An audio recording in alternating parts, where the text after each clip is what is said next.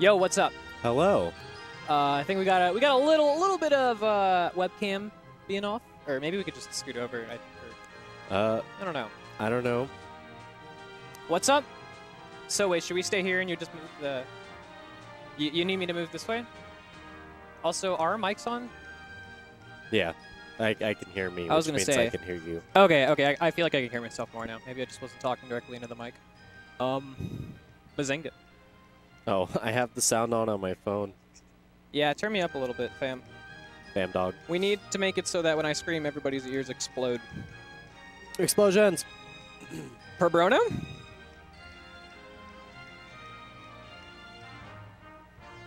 Alright. If you guys are in the stream, just give us a second. I think we're still like starting the tournament. Start So, announcements. yeah, and I'm. Getting ready. We got the Snapchats going Or wait, on. I gotta zoom in.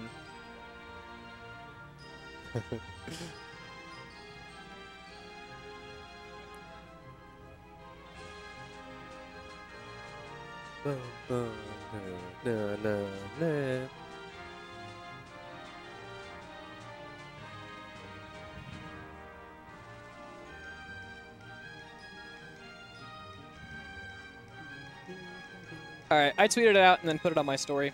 So. Oh, you look like a story. Yes, that's what I look like. I look like a big, full fucking story. Get fricked on, idiot Bazinga. boy. We got me here, and that's literally all that matters. Justin's winning the tournament because I he's just the got only stabbed. person. He's the only person. Did in, you oh, see that? Did Oracle kill you? Oracle just stabbed me. Oh, dude, get fucked. Not cool. Not cool, dude. I mean, get fricked. Sorry. For the audience at home, we Don't say the fuck word. Yeah, fuck, shit, ass. Frick is also banned, actually. Frick is banned? Frick. Okay. Banned? Oh my god, DFW You can would say fuck, you die. can't say Wait, frick. so wait, is Frick banned now, or is it going to be banned in 2018 when Charizard's banned? Because They're a dual package. yeah, okay. So it's going to be like 2018 DLC. Like 2018 Project M's going to start, and like the subreddit will open up with the first week as the pin post. Like Frick is banned on all streams, and so is Charizard. So is Charizard's banned. I think Charizard. No. Frick is definitely the priority one. Frick is definitely ruining the PM community. Frick. We said Frick in the PMDT once, and then that's why we got shut down. Yeah. Sakurai was like, nope, that's Nintendo it. was like, "Are you Nope. Kidding me? If you guys are going to modify my game, you can't do it with such foul language. Exactly. And then, yeah. All right, let me see if I can pull Frig up chat. off. Do I just go to the YouTube page, probably?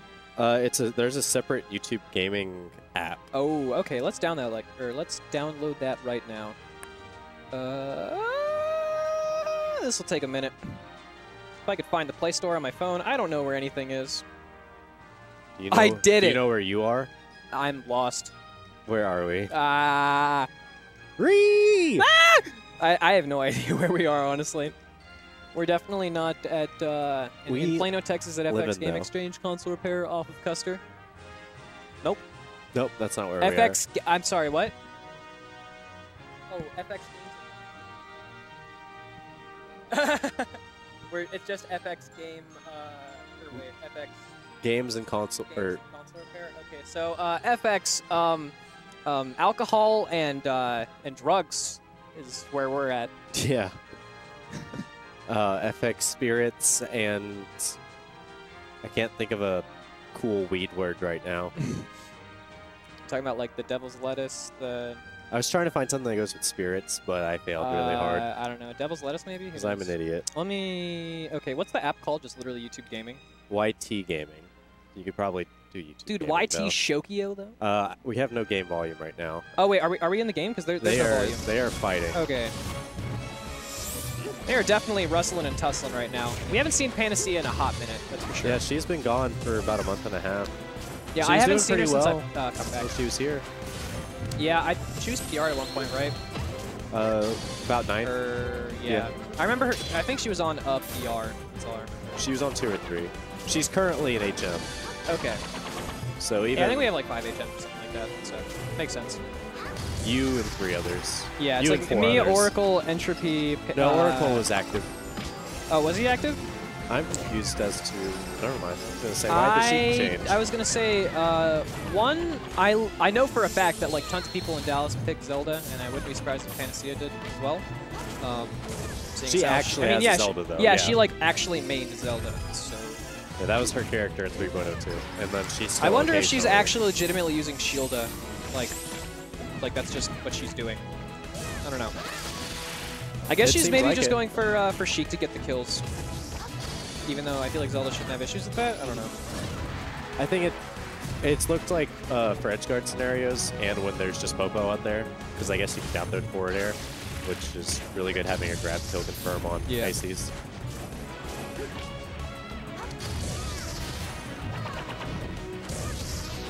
There's just so many bins, walk forward, smash attack. Yeah, it's like we joke in Dallas that all you have to do to beat like the local Ice Climbers players is just pick Zelda and like spam smash attacks, but actually it's a pretty effective strategy. So the thing about Zelda is she has more or less no mobility. She's really slow. She's got tons of issues with area mobility and grounded mobility. However, all of her moves are absolutely fantastic. Just as like on their own as normals, they're really good. If you attached Zelda's moveset to a faster character, she would be insane.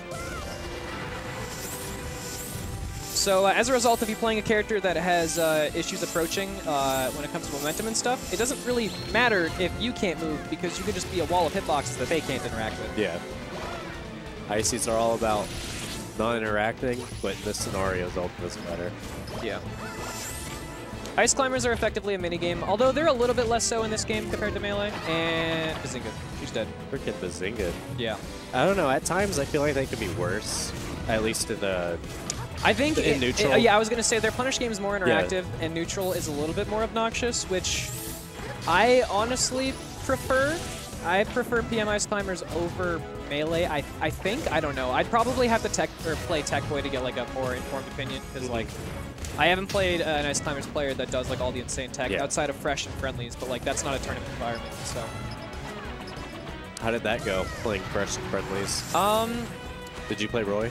Yeah, we played Roy. I mean, if I played in tournament, I'd play Toon Link. Yeah. I don't like playing Toon Link against people in friendlies, because especially if it's a campy matchup, because it's like, well, all right, you're gonna go in and lose, or you're gonna camp. And yeah, that's boring. It's like, all right, do I go in and lose and let people shit talk me about how they're like, I beat Lunchables in friendlies? I beat him in the friendly way. Or am I gonna camp like a weenie? Ice Climbers Toon Link is 7-3. I think Roy versus Ice Climbers is fine, so it's not a big deal. But I think we were trading games. I think I might have had like slight favor, but we were going back and forth. Honestly, it was more fun than anything. Fresh is actually a super huge homie. He was fun to play with. I still haven't played with him. When he was here for Low Tier City, I sat down to play with him, and he got up and said, "I'm scared." And I was like, he's like, I'm scared to play you. I'm like, what? I'm not even good. He said the same thing to me. Weird story like, I didn't know this until Low Tier City 5. Also, lol, forward smash 3 times in place. Yeah. And spot dodge down smash is legitimately good. I didn't know this until Low Tier City 5, yeah, the most recent one. Apparently, Fresh is like my biggest fan. When he met me, he literally was just like, we have to play games. I love everything about you. And I was like, oh. Fresh is so funny. It's so weird, because like, I've literally never heard anything about it. Like, he never said anything online. He just approached me and he's like, I love you. And I was like, okay. Yeah, he's very nice to me as well. Despite we don't have very many interactions. Fresh is actually like super fucking dope. Fresh is cool. And yeah. Sopo at 150 against Fresh Zelda stock. That's kind of, it's going to be difficult. Pretty rough. Zelda's not a character that Ice Climbers can like chain grab from 0 to 6, do a down throw, and then like mess them up. It's not like Sheik or Roy or any of that kind of stuff where like you have at least some niche down throw stuff and you can maybe clutch out like a random kill. Zelda's not that character. Zelda's a character you have to play the war of attrition, so if you don't have the percent to do that and like take trades and stuff like that, it's not going to go well. He got a handoff into the forward throw down air, or not down air. He got the forward throw fair, but it was at like 120. Yeah, it was like... Yeah, it was at like a kill percent where you could have just done smash attacks. So. He got the cuckold throw like 2 or 3 times, but then he dropped. I can't believe it's actually called cuck throw. Well, I mean, like... That's just because of the creator. Yeah, I know, but like, I'm sad that as a community we were like, yes, this is... I don't know what else to call it. I would love to call it something I would else, just 'cause call I it, I don't know, hate- I'd just call it bullshit. Ice Climbers, hit him with the bullshit Hit there. him with the bullshit. Well, Yeah. that's a lot of stuff. That could encompass like 80% of the character. Oh yeah, no, I say that as a joke. Like every time people ask what we should name this move, I always say bullshit. That's Yeah. just my default answer. We should just call everything the bullshit. Hey guys, we got this new Sonic technique. Well, what's it called? It's bullshit. It's this one's Oh my horseshit. This God. one's called fucking stupid. But no. Dumb idiot gimmicks. Yeah. I don't know why. I think he's just at a loss. I don't think he knows what to do when he grabs them because I he's know, like, I I was can't gonna- get anything. Well, I was gonna say I don't know why he's going to Delfino. That's what I was gonna say. Oh, that? Yeah, this is like historically the worst stage.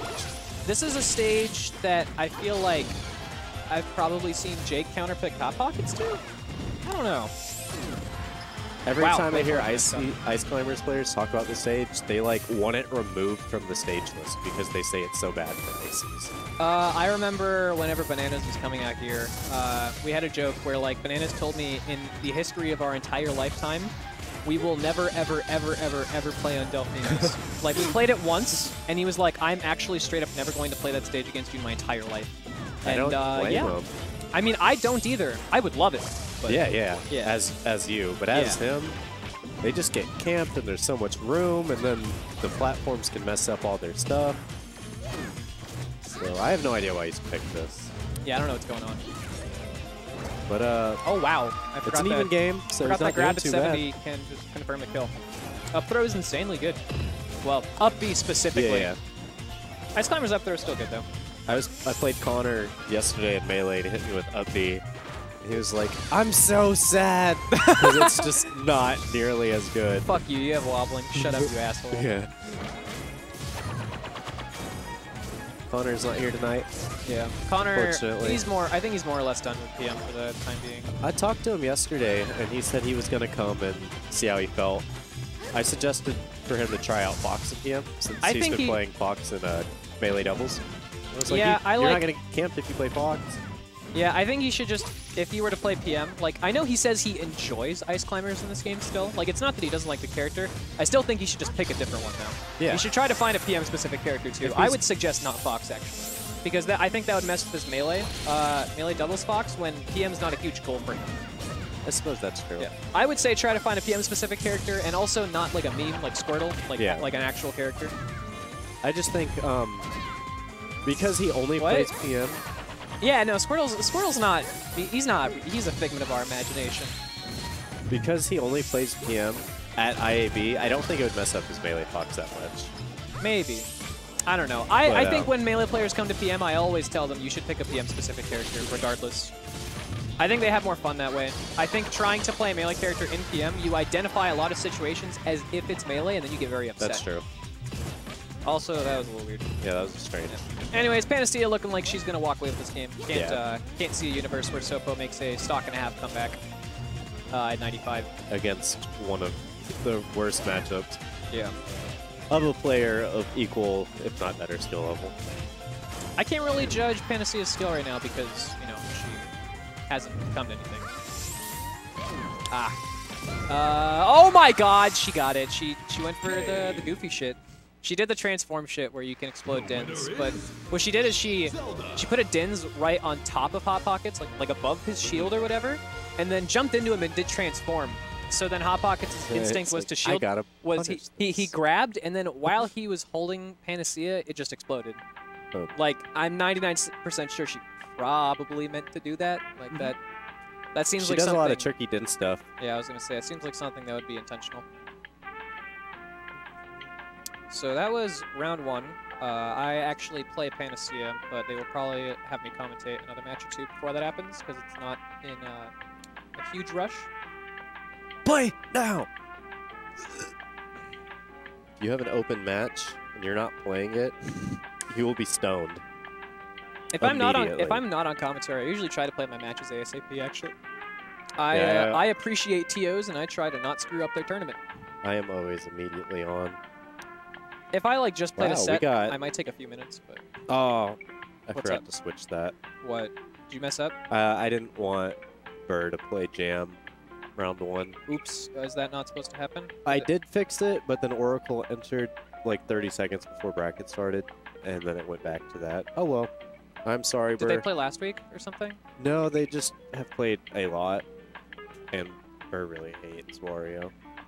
Well, that shouldn't have anything to do with it. I know it doesn't, yeah, but if they- I was if just they adding play a on lot, to that yeah. since they have played a significant amount. I think Burr playing a character like Sonic as well kind of helps. I think once again, melee players playing PM characters. He's like, playing Meta Knight now.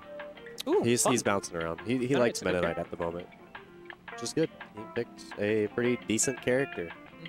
Pretty decent. One would say. Yeah, Meta Knight's okay at best. He's aight. Yeah, He's aight. it's not like he's like top 2. I think I personally have him at like probably number 1 on my tier list. I'd say. We are currently looking for a match. So So we're currently looking for a match. Yo, what's up, We chat? got a lot to choose from. I All see of I see round a one is Dustin over. Carlson. Yo, what's up, Denty? a lot of these people are already is in the playing. house. Or Flappy's busy and here. poking. Hey, what's up? A lot of these people are playing already or busy and poking. So there's Wait, not a lot did to people pick actually cross-enter Pokken and PM? Yeah. Oh wow, I didn't know that. Wonder always Dark Gun. enters Pokken. Dark Burr. Gun always Dark Gun, enters. Wonder, Burr? Huh. It's, I didn't know Burr played. That's interesting.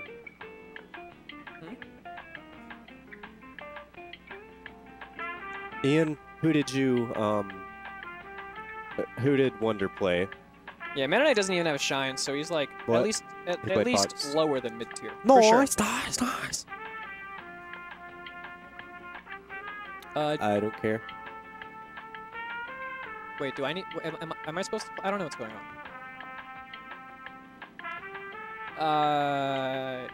Who do I? Let him. He's from Chicago. I'm gonna He's go play the visiting, video game. So let him get a stream. that. Goodbye. I believe that's him anyway. I know his real name, not his tag. Yeah, I think that's him. Livewire. Pretty good tag. The U Dallas guys, like there's UDal Phi and UDal Mom. I was a little confused by initially, but I thought they were from Chicago or Ohio. Oh, okay. I think that Livewire, if that's the Kirby player you're thinking of, he's actually from Columbus, Ohio. Oh, I said Chicago. Might be. I think he's from Columbus.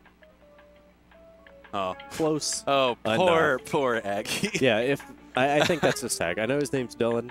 I only got to meet him briefly because I went to In-N-Out right before bracket started. Right on. Did he just take the metro? That is him. Yeah, he took the dart. Okay, Dart, and then you just picked him up. I didn't pick him up. I think he just Ubered. Oh, okay. I didn't check my phone, but he didn't message me or anything. Okay, interesting. Yeah, he's pretty heavily involved in the esports scene. It sounds like. I know that he's down here for MLG Dallas. MLG Dallas. For Gears of War. Yeah. I want to talk to him later because Gears 2 was actually Gears 2 that was a was fantastic like my multiplayer game experience. before I got into League. Yeah. That was the game I played. Yeah. No, it was. Those games were really, really good multiplayer. Like Gears 1 and Gears 2 were Gears 3 was a freaking little messy. lit. Gears 3 was messy, but it was still like It's still fun. fun. After that, it was. Let's not talk about it. Let's just leave it alone. I literally bought Gears of War 4, just because, I really loved 1 and 2. 3 was okay. I gotta at least give it a Hit him with try. that nostalgia, but just the bomb. Exactly. I played for maybe 30 minutes and I didn't touch the game ever again. Oh no. Actually, I think it was called Judgment. The fourth one was Judgment, Yeah, and then Gears Gears of of War War. 4. Yeah. Something like that.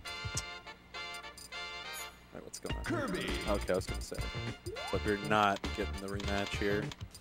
So Livewire was talking about Kirby and how he's been playing him for a while. Plays with XYK a lot. He's a real hoss.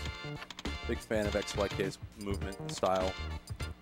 But He's got see the how it wave holds up. drops. He's fun to he's watch all when about he the when he isn't movement. ledge camping. Yes, He's definitely down to commit. he is.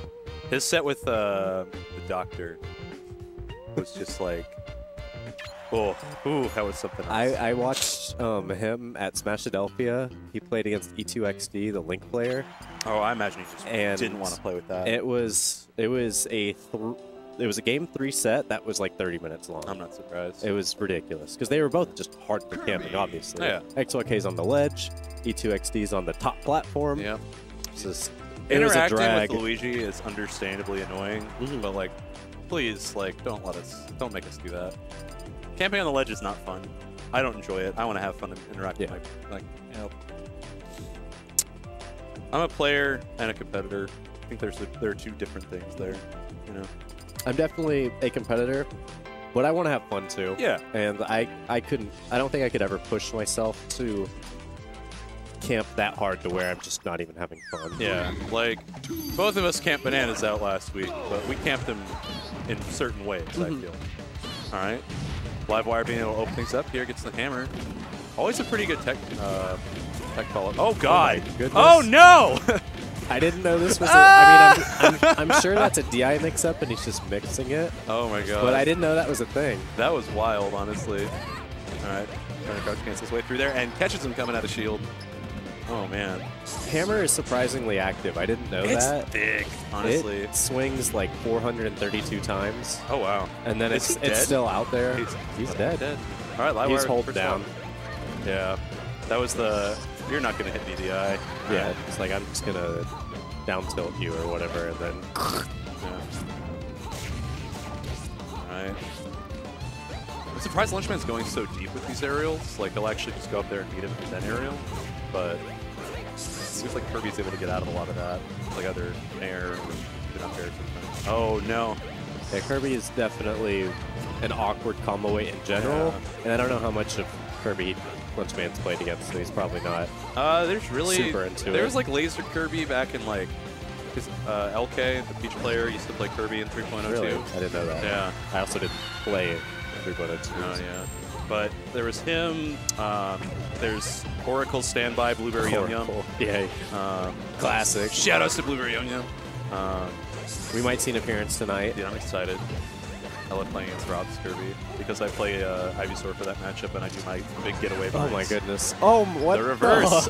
Zach just reared his head back. Like, he's like, well, are you kidding me? What was that? Oh my goodness. All right, yeah, just holding center.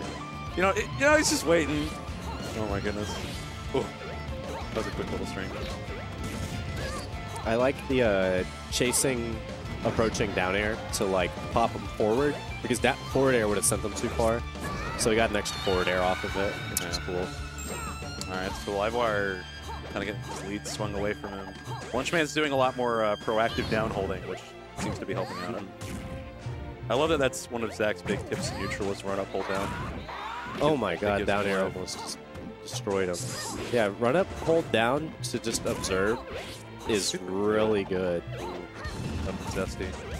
I thought he was going to get that. Oh, he cut the jump. Yeah, he should be dead. Oh, yep. All right. Kirby having aerial drift is a little bit of an abomination, but it makes him a good character for sure. Well, he's still not a great character, but it makes him better. Makes him functional. Yeah. Like, if you took PM Kirby and transposed him into Melee, he'd be like a solid mid-high tier. He'd be scary. Yeah. I feel like Falcon would have a hard time. Falcon already has a decently hard time. And this is better Falcon, too, in this game. Oh, yeah. Stuffs that oncoming approach. Hit him with the noodle. Oh, that should be it. Ooh. Oh. Nearing his way out. Hits him with the Fun Police. Oh, wow. Reverse jab. There's so many reverse hits. Goodness gracious, my. He just keeps trying to come in like that, and I feel like that's a little he did too it 3 times in a row. Yeah. He didn't get punished the first time, but he didn't get anything, and the other 2 times he got punished off of it.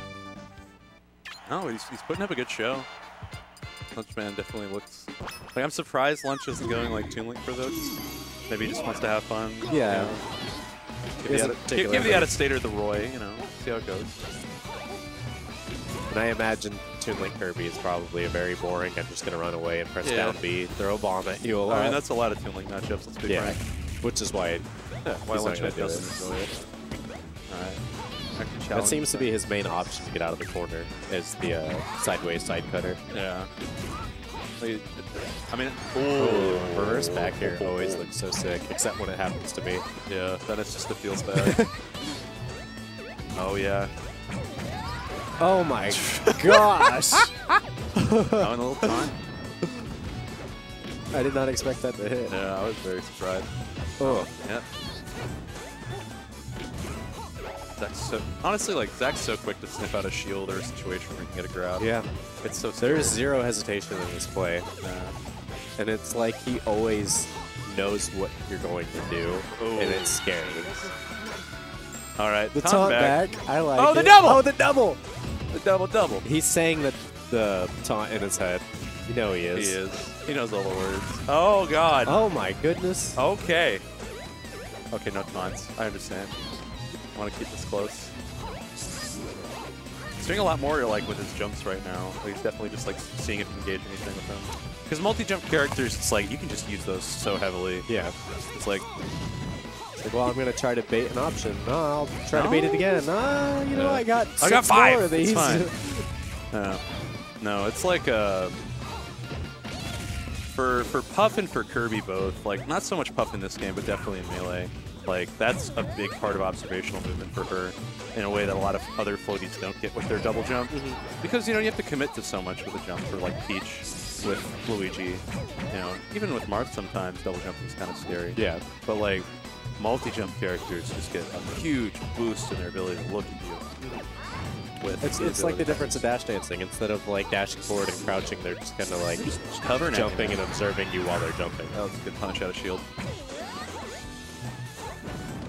Oh my god, fire spike. Yeah. He's just fishing for a kill move at this point. He's just trying to get it out of hit stun, but Zach's spacing is doing a really good job of just keeping that out. And it's on the platform with him, misses the tech.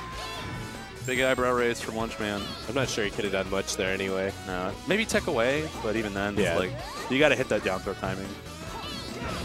Oh my goodness. Zach, he dash teched off. He's like, God damn it, I gotta get out of here. Yeah. Dash back. Zach, He's dead.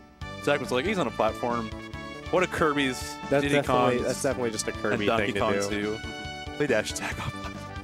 Oh Especially in like close game scenarios. Yeah, it's like I gotta get this conversion there's so much that's gonna lead reward to the kill. when you hit it. I gotta do it. I'm shooting it. I'm shooting it. I'm shooting it. And it just doesn't work out sometimes. Oh well. But that was a pretty solid showing from LiveWire. Like he definitely kept it close. That was very respectable. The cheeky taunts I can't appreciate. Although Zach getting him back in time. Yeah, he got it back 2 times. Was it 2 times for the 2-0 though? Hit him with the 2 of them. Bang. So I know that you've got to play your match against Lone, and then we've got to play. We're just scrambling for commentators today. I'm excited. Unless somehow Lone just beans the fuck out of you. Okay. Yeah. Works for us. I didn't hear what he said. He's going to have Zach play his next match, and then he'll be able to come back on for a further period of time instead of having to wait around. Yeet. I'm not going to lose to Nick if he's playing Fox. I'm just being real. That's... Yeah. I'm just 9 times more experienced with him in the matchup at the moment. Yeah, Lone... There may be a day. I really will want not be Lone to that day. commit to a character. He That's all I told want. me he's committed to Fox. He's been messaging me a little bit. I sent him like my practice routine and gave him some tips. Yeah. And I told him some stuff last week. All right. So we have a familiar face that's bringing back around. We've got Panacea back in the building, just having taken out Entropy. Dude, I haven't seen Lynn in months, I feel like.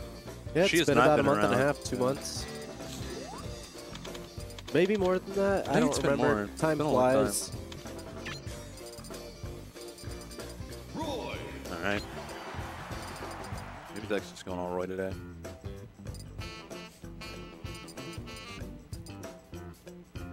I can't tell who's Trey's playing in the background. That is Troy and I see Diddy Kong. Birdie Birds. Are you sure? I think that's his shirt. I can't see the other character, but I think I it didn't was find that. Sonic. I don't know. We're into this match. We're charging for its match. oh, it was all a bait. Kids coming down. Zelda actually has a really solid combo game with semi-fast followers. She does. It's pretty nuts. Oh. You got to be very careful. Her moves are very good. She just can't really move with them. Kind of revolves around baiting you to run in there. Is that going to hit him? Yeah, He's dead. Yeah. Real solid from Panacea. What's interesting is that she's coming back and she's playing Zelda, and there was a... I like that Zach sniffed that out, because last time he got caught by up smash coming down the platform there, he's like, no, I'm just going to go further, back air that instead. Quick adaptation like that is just super important. Oh, weak back air. Surprised no back air to shield there, but gets the job done. Yep. I want to see if she'll make the switch to Sheik at some point during this match. It'd be interesting. She was switching between Sheik and Zelda in specific scenarios against Entropy. To just like get him when he was off stage. Yeah, I can see that. whenever Ice Climbers were off stage and Rowan was just Popo, she'd switch to, you know, forward air and back air really good for edge guarding, and then down throw fair is really good to take a stock on Popo. Yeah. All right. Lunchman's swinging this back in his favor.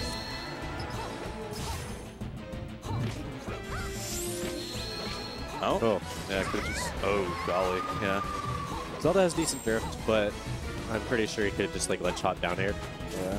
That or I mean, even he just steals the ledge. stock anyway. Yeah. Sort of the dins. Got by the near. Oh gosh. Oh no! Yep. Catches the roll in. Good option coverage there. And just zooming around. Oh. Gets caught out. So tricky to figure out where she's going. It's like a mind game. Yeah. It's like you. Do you ever watch that really? Oh god. Oh my god. Ooh. There was a. Shadow Realm. Yeah, for sure. What was it? That movie. God, Wolverine Origins or whatever. The really bad one, where like there's the teleporter and Sabretooth just like sticks his hand out and catches the guy by his spine. And it's just like you kind of have to play that game. Like you got to figure the pattern out. A lot of fast stuff like that, like fast teleporting, there is patterns to it. Because you're moving too fast to really have a well thought out pattern. You're just kind of like move, trick them up. And then you make that decision, you're like, okay, I'm going to go in on this one. Yeah. It's like Falcos. A lot of Falcos like to do the side B meme on like Pokemon Stadium and just go across and across. This is a little bit different though, because you just can't see where she's going. Yeah. So she's already there. You can hit her like as she's appearing before she can do anything, but it has to kind of be a little bit of a fallout. You got to be quick.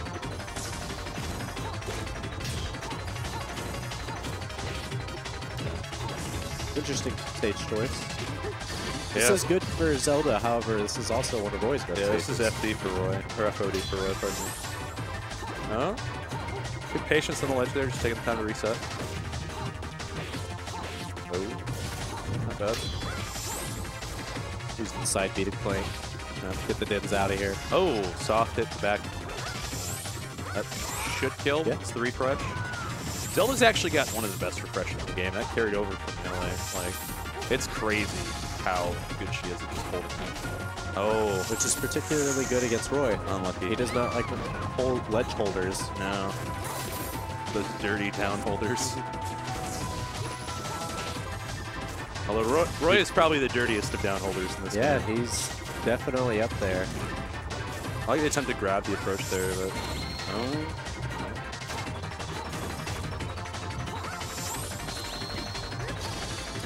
I feel like observational movement in Zelda is pretty limited, honestly, because there's like you can use your jump and like kind of see what's going on, and then maybe do like half dash dances. But she doesn't have a great one. She gets overshot on really easily. It's not as bad in this game. She's got a frame 9 grab instead of like a frame 14 or something in melee. Jeez. Her grab is awful in melee. It is completely. Oh my god. It wasn't sweet spotted though. I think it would have been pretty gross if it was.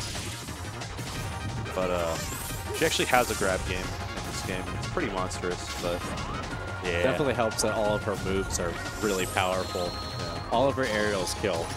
Yeah. So having a throw into potentially a kill is really strong. Yeah, her observational movement's not very good. It's just very slow. Yeah, it's like you can kind of do. Oh, you can kind of do stuff with dins, but it's like that's that. It's more so like setting traps. Yeah. And trying to get people to play into your traps rather than figuring out their movement and going into them with your own. All right, dive to up tilt.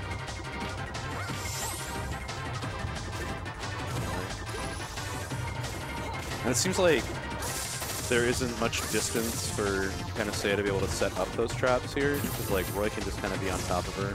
Yeah, Roy, that's probably the biggest difference in this game, is that Zach is really rough. That might do it. No, secondary sweet spot's pretty solid. Zach is holding stage a lot more and aggressively this game, yeah. Whereas I felt like a lot of the PS2 game was him coming down off aerials and trying to space through the shield, where now it's Lynn's in the corner a lot. Yeah. That's a very hard game to play. Yep. Punishes out. That'll All right.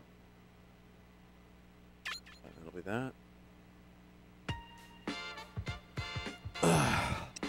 I was yawning, but trying to make it very subtle. Just oh my goodness. Oh man. Alright. Who do we have next, I wonder? What do we got going on? Okay, so you guys will play on stream. Peace out, Girl Scouts. So here, I can hold this while it's okay. Oh my god, please. Don't tempt me. Don't threaten me with a good time.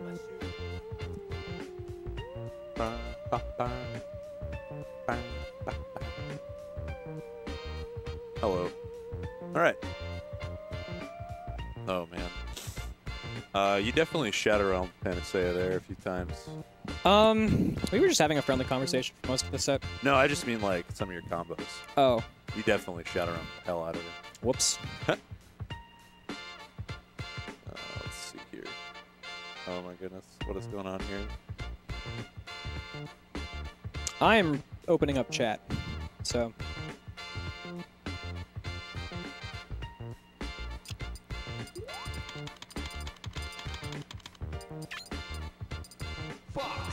Also, this is a swarthy meme. Holy cow. I don't play Fire Emblem Heroes because I don't like pay-to-win games, and also I like having free time. Yeah, pay-to-win games are lame. Yeah. Yeah. I played a game called Valor when I was younger, and I just got shit-stomped by people that put money into it. I was like, that's neat. Also, I'm not a weeb. I actually haven't watched much anime. I think I've seen some like mainstream stuff, and that's about it. Yeah. My Hero Academia is the only anime that I've ever like been up to date on in my entire life. Boku no Hero's really good. Yeah, it's pretty cool. Like, you're caught up on the manga? No, I don't read the manga. The manga's really good too. I've also never read the manga for anything before, in case that Totally you're wondering if I'm a weeb or not. No, I'm. I was talking to chat because chat was like, "Is Lunchables a weeb?" And that's Lunchables a weeb? Yeah, no, not really. I play Roy and I know his quotes in Japanese, but that's about it. That's about as far as my. You also know the entirety of the German Naruto theme song. I don't know the entirety of it. I know some chunks. That's fair. All right, starting off here, and Lone will go down early to miss what dash or just cancel. I don't know. It was unfortunate, regardless. You gotta DI those, my dude. Oh my god, I looked up and what? Yeah, no. I was looking at my phone and I looked up. No, it's been 20 seconds. No, Justin, don't do it to him! Oh, you know he had to do it to him, though. No, you know he had to do it to him! Holy shit! Oh Fuck. my god. That down tilt, that down tilt through his so up B well timed. made me shit myself. Christ god almighty. Hot damn. Jesus. Yeah, Justin's just outwaiting Lone. That's fucking him up for coming in. Is this a JV? JV5? Oh my god. Oh my god, are we gonna get the JV5? I don't know if Justin. Okay. Lasers don't count. Lasers don't count. Lone's a man, he's not doing lasers. Oh god. Don't. No! No! You are the chosen one! What the No! No! Where's my JV5? No! Fuck! I'm fucking heartbroken, my dude. God fucking damn it. Alright, well, it's over. The dream's fucking dead. Oh my god. I can't believe that. So now we're going into an actual game. Maybe? This is game one. That was just a very intricate hand warmer. Oh my god. No, game one Lone got. Oh, he's just dead. Okay, good. Keeping it even. I feel like Justin could have finished this set so fast he could have just stayed on commentary. He could have just like played on this through what like we're seeing, and it'll just be like, all right, on the input lag. Yeah, it's probably like a second of input lag or some shit. I don't know. I have no idea, but. Yeah, this is not looking all that good for Lone. My boy's having some trouble. He's getting some small stuff here and there. I think it's funny because Lone's using the T-Log Fox and he's just getting fucked by T-Log. Oh no. Oh, the forward. Okay. Okay. Yeah, it's a simple tech chase, yeah. Catching tech rolls in PM is significantly easier than melee. Yeah, so. when they don't slide everywhere, it's really nice. I think it's awful, actually. It makes tech chasing way too easy in this game. It does, but in terms of like I mean, if like execution- you're the person who like wants the tech chase, if like it's like the I mean, execution test that you want, then yeah, you're doing the right thing. With it. Okay. That was definitely not. That was definitely not. He probably meant to press the red one, not the green one. For those of you at home, if you're trying to edgeguard with Fox, you actually, when you're holding down, you press the red one on your controller. The smaller. Yeah, the smaller one, because it takes less brain power. It requires so much brain power to press the bigger green one that it doesn't work. Is that why wobblers are so smart? Yes, wobblers are very big brain because they press the biggest button on the controller. A lot. One's actually in the lead right now. Also, I just realized that the T-Lock Fox icon is like slightly zoomed out. Oh yeah, no, I've noticed that forever, but I don't that. like telling other people because then they notice and then they can't unsee it. Oh no. Yeah. I've ruined everything. A lot of the skins that are added, like they use the same portrait, but the problem is that they're not sized correctly. So you can see on like a lot of other characters' skins that they're slightly off. I don't like telling people that because one, I don't want to like upset Lone or whatever because they made them, and two, then people can't unsee it. It's all my Congratulations. fault. Oh my god, that was And gross. he's dead. It's all my fault. Ruined. Ruined. Soiled it. Soiled it. Soiled it. Soiled it. I'm really sad that JV5 didn't fucking hit. Yeah, that'd have been lit. Oh my god. That'd have been cool. So bummed. Yeah. Oh well. Oh, well, we'll get there. You know, one day we'll have a JV5 on this stream. We've definitely probably had JV5s before. Really? I know this isn't the JV5, but there's this dude who mains Ness, and his name is Kem. I don't think he's. I know Kem. Yeah. He hasn't come in a Fun while. fact: Kem was effectively 16 stocked by Sethlon because he went to a weekly, got double 4 stocked, and then went again, and then also got double 4 stocked. He like 16 stocked Kem. Rough. Yeah. That's rough. It's a hard knock life. For us. Yep. Shoutouts to Shelly Rogers Gross. Shelly Rogers Gross. Shelly Rogers Gross is fucking She is one of the best Smash moms, I think. the best Smash mom. Like, your mom's great. Hamlin's mom's great. Hungrybox's mom seems really nice and supportive for her Hamlin's son. mom is the greatest because Hamlin's mom actually, like, every, like, once a month will randomly make a post inside of the DFW scene, which is the funniest fucking part. I don't understand her. Every once in a while, she'll like one of my She's a mad posts, woman. and then I'll message Hamlin and be like, look at what you did. I can't believe this happened. Oh Your my mom God. liked my Your stupid mom's in Smash meme. Social. NFA2! NFA2 trailer! And NFA2, From listening to records, I just knew what to do. I mainly taught myself. And, you know, I did pretty well, except there were a few mistakes that I made that I have just recently cleared up, you know.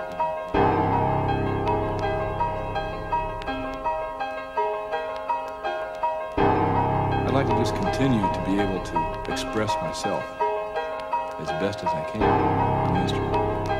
And I feel like I have a lot of work to do still. You know, I'm a student of the drums. And I'm also a teacher of the drums, too.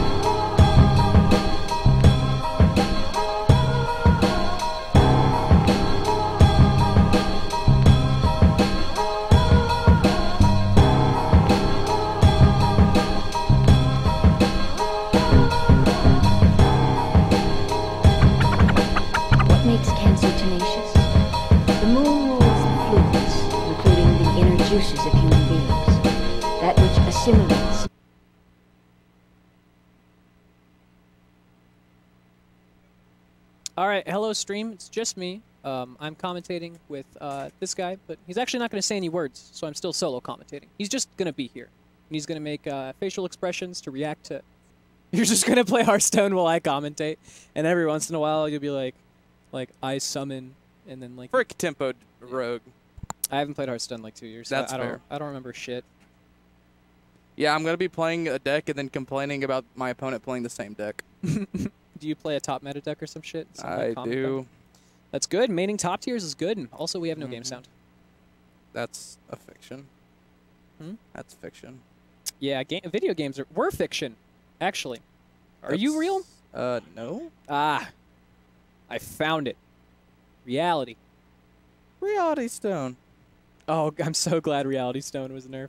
It was. I played Reality Stone, or I played like Infinite like twice since it came out, and a Hunter music, game sound. Okay. Oh my God, Messiah Williams is live. So Studebaker has actually commented frequently about how he hasn't gotten to play Arsenals in like, I don't know if he said months, but He hasn't played them in a while. Yeah, so now he's finally got his chance. He's been wanting to take a set off. Wants to take a set off the guy, the dude, the Foxman with the V money tag. Apparently he beats him in friendlies, but I don't know how relevant that is. Bragging about friendlies don't do it. What do you mean? That's the only What way do you to, mean? That's the only way to validate your skill. You're right. I think Professor Pro and I played melee friendlies for an hour or two at Olympus, and I won like maybe 5 or 10% of the games. So that means I'm a top melee player now. Because you won 5 or 10% of the games. Yeah. Prop. I won like maybe 2 or 3 games. That means I'm the best. With Roy? No. Actually, I almost won a game with Roy because it was FD, but then I got shine spiked. I went Roy and then went FD. And I was like, I'm gonna show you the power of memes, and then memes didn't work, so I went back to Marth. Memes didn't work. No. Yeah. So we got this match. Arsenals isn't a huge fan of Luigi, although I don't think he's bad against Luigi. I just think he's not particularly fond of just what you have to do. I think he's good at playing against meme characters, but he gets really impatient. He knows what to do. Arsenals used to have an issue for a long time. Like, I don't know. Like, I remember every single time he went out of state, he would lose to a meme character. Yeah, it was like 6 or 8 months ago. I don't know. Like, probably around like bigger bout days, like maybe spring of this year, where like he wasn't a fan. But he seems to be doing better. He seems to be able to kill. Yeah, he's just he used to have a big problem with meme characters. Yeah, he's able to beat you. He's able to beat Bananas, which Ice Climbers and Bowser are definitely on that list of like obnoxious characters. Memes. That was a good wait, but that was an intelligent Luigi smash. loves to sit in his shield because sometimes he doesn't really know what else to do. He's also got a very big shield, actually. It's a very large. Yeah. Why is it that big? I don't know, but I actually think it complements his gameplay. Big hitboxes, big shield, big. I mean, like he's gonna be wave dashing around and shielding and stuff, and sliding around. Like I think Sakurai knew that when he made Luigi. Yes, Sakurai was like, both hits of down smash. Yeah, Sakurai was definitely like, yeah, in a few years from now when this game starts to slowly develop its meta, I need to make sure Luigi is somewhat viable by giving him a good shield. That was the first thought in his mind. No, that's actually the only thought in his mind. He made Luigi's shield big, and then every other change in the game was an accident. He was like, Luigi must have a big shield. I forgot Roy's dash attack. Exactly. The other ones don't matter, as long as Luigi's shield is big. Luigi is the important character. We also have to make sure Luigi only has 4 colors, but they're all really different. I love Luigi's colors in Melee. They're all Jaundice Luigi. They're all wacky. I feel like I prefer. I think he's just Mexican Luigi. Personally. I call it pizza delivery. Pizza Luigi. delivery Luigi. I think every costume for... Actually, no, wait. The best Luigi costume is the PM Orange one, because he gets to be... Traffic Cone Man. He gets to be Traffic Cone Man. Yeah, he looks Traffic Cone Man looks like a pretty traffic good. cone. It's fucking... Yeah. It's sick. Traffic Cone Man is pretty sick. The Really good use Mysterious of, Mr. L is a good costume. He's dead I think too. Mr. L's whatever. Yeah. Luigi. Up until that point, Arsenal's been doing a good job edge guarding. He's been fricking him. If you use the up B startup hits on Fox's up B to refresh the ledge, a lot of characters, especially Luigi, can't really do much about it. So Luigi gets fricked by it actually. Yeah. Not only can you back air off of it, you can actually jump up and then shine him, and then time it to where you fall back to ledge after the shine without jump canceling. So that's a thing. This character sucks in Melee. Luigi's like in that like semi-viable category, along with like Pikachu, Yoshi, stuff like that, where it's like these characters are like technically like. But they feel so bad to play. You have to be a special. Yeah, sort like of autism. like I think I actually answered this question a little while ago, or like I thought about it more, where I was like those characters. I also had like Samus and Ice Climbers in that list. The way I define them is like those characters are viable to a certain extent. They need the right player, and they also have hard counters. So like you like have to accept that up to a certain point of play, they're fine, but either a horrible matchup or a good enough player will like make your character not as valid. So it's like unless you're competing at top levels, then.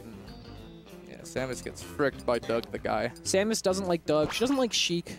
I think Doug, Sheik, and Puff are definitely her hardest matchups. Definitely.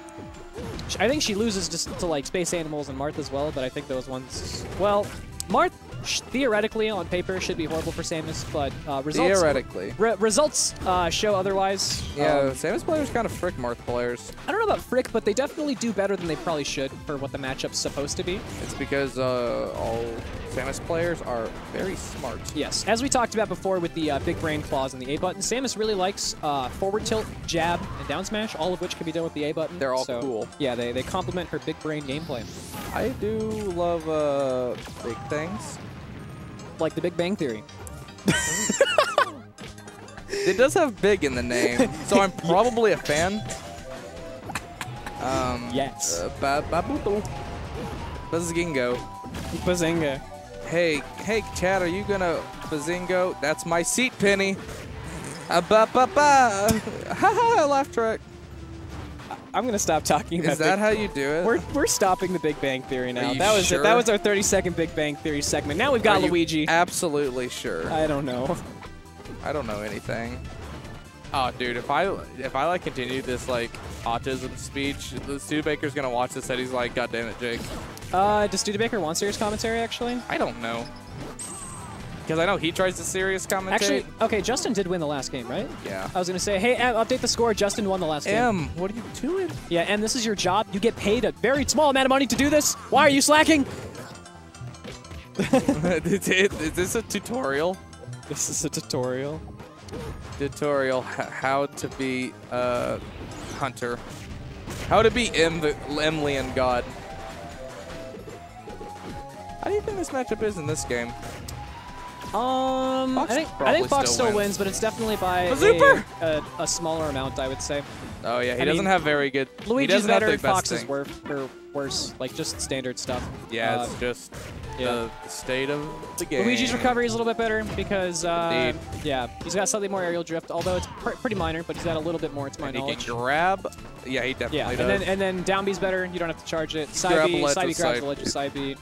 You can charge him as fire, so it's. No, he definitely has more aerial drift, particularly when he's up being.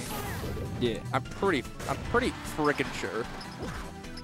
Wow! Luigi also has a bunch of other random things. He can wave land at a fireball in this game, although it's a strict timing. He has fireball. Yeah, in Melee he doesn't really have fireball. Yeah, they didn't have a neutral B in Melee, but in this one, he has one. They should just make the B button. I think really his aerials do more shield damage in this game, actually. Do they? I don't think they do more damage, but they do more shield damage. That's odd. Yeah, I didn't know you could like do that. Well, think about like Marth's Shield Breaker. You can add shield damage to values of moves. I'm 99% sure Bowser has additional shield damage on some of his moves. F-Tilt does. F-Tilt does like an absurd amount. Like if you think about it, like 100 if it did 45, then it would. I think it does. Like you can almost break a shield to hit the F-Tilt. Probably does like 20 or 25 or something. Because I think every shield has 50 health. I might be wrong though. If every shield does have 50 health, it probably does like 20 shield damage. I was gonna say yeah, maybe. Bowser's like F-Tilt like destroys shields. It's really funny. Wow, Justin's bringing this back. Yeah, Justin was down. I think it was either 2 or 3 stocks to 1. It was actually. Oh my god! Oh my god! He got the dunk. The meme hit. You got the dunk part. He might have like he like falled with Nair afterwards. Or just fall take another down air. I was gonna say, well, it's Dreamland, so it wouldn't kill, but he could have done like downer, falling up air, up B or something for like damage, maybe. I don't know. I think getting him off stage is definitely the better place, but he definitely was not expecting. Oh, back throw! Oh my god, he read the jump. That was really good. Studebaker definitely could have thrown. I want to say he could have thrown out another fireball as well when they were like the same level. Oh, that was a good jab combo. Ugh. Arsenal's always tries to go for the nut angles. That was a really bad forward smash, but thankfully for Studebaker, Justin's in the sweet sucks. spot. Yeah, I think if he was going to forward smash, he should have done it down angled, or he could have just gone off stage and down aired. Or grab ledge. That's cheating. We don't ledge guard. You're allowed to edge guard by hitting your opponent, but you can't ledge guard. That's lame. If somebody's on the ledge, you have to run back to center stage and let them get back on so you guys can fight again. That is fair. That's the only way the game is You fair. want to see a cat with a mohawk? No. I'm upset. Why'd you do that? I don't know. I hate you. I saw it on Twitter. Douchebag. In case you missed it, here's a cat with the... Yeah, it's a Yeah, kitty, there you go, Twitter. kitty cat with a... Yeah. What I like that. Ooh, Bazinga. Ooh, did you just say bazinga? Oh, no, we can't do... Sorry, forget it. Buzz Boople. No, don't. We have like actual. It's not like Smashcast. We had 5 viewers. Zimbabwe. We have actual viewers, so Oh, we do should we? try to meet. Yeah, we have 53 viewers. So yeah, I was gonna say we shouldn't like meme hardcore. I do like memes. Yeah. Okay. Oh my God, the Nair Train. That was hilarious. He actually. Oh my God! Oh no!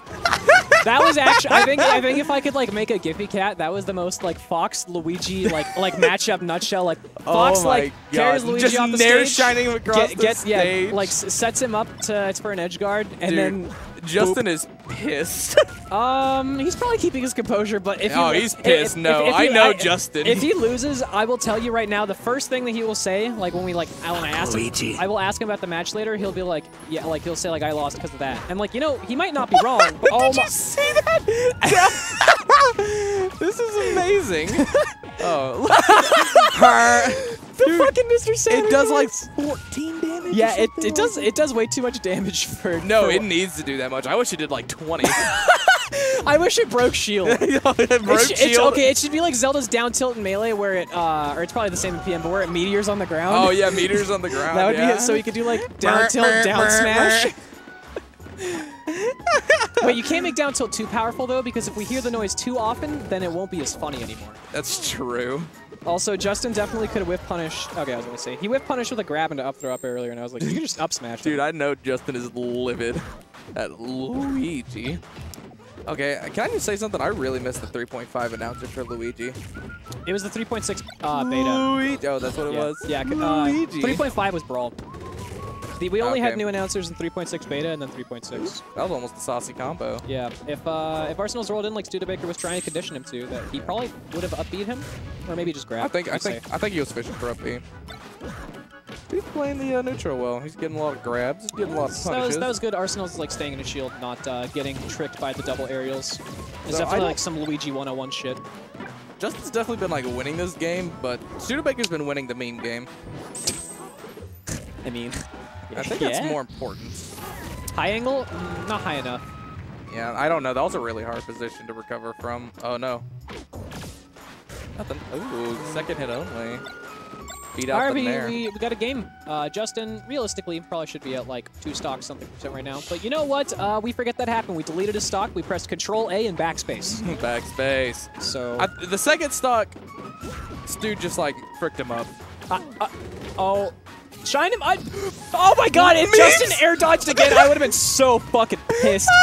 All Justin had to do was press down and B, and he fucked up. Yeah. He might still win this game. But Yeah. God, dude, Luigi just goes so far when you do that. yes, he also commits to 15 frames of committing. Oh my God, that was a great grab. Oh my God, he caught the jump. Oh, this is so close. That's it.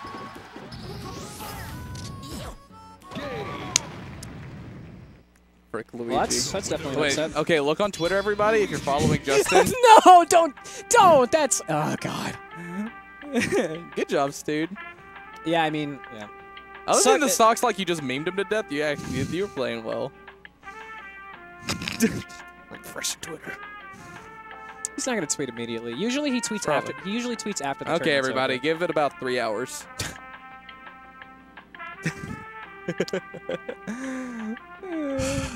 It's a booper. But I gotta. Where's my laugh track? We need a laugh track. Oh God. Denti, his Twitter. Go to my Twitter. I retweeted. Or I don't know if I retweeted his tweet, but it's like JHamp something. Just look up JHamp. JHamp 1990. Yeah, We do not speak of the Varghese unless it is about his father. Thomas. It's underscore JHam. It's underscore JHam. Okay. Never really go follow Justin. Not in relation to Luigi. Everybody should follow Justin, the Varghese one. Oh my God, they're JHam. They're both Justin. Oh my God. Yeah. I mean, I've already I've noticed that in the past, but I forgot, and then I remembered again. What? Up B. You won the meme game. Woohoo!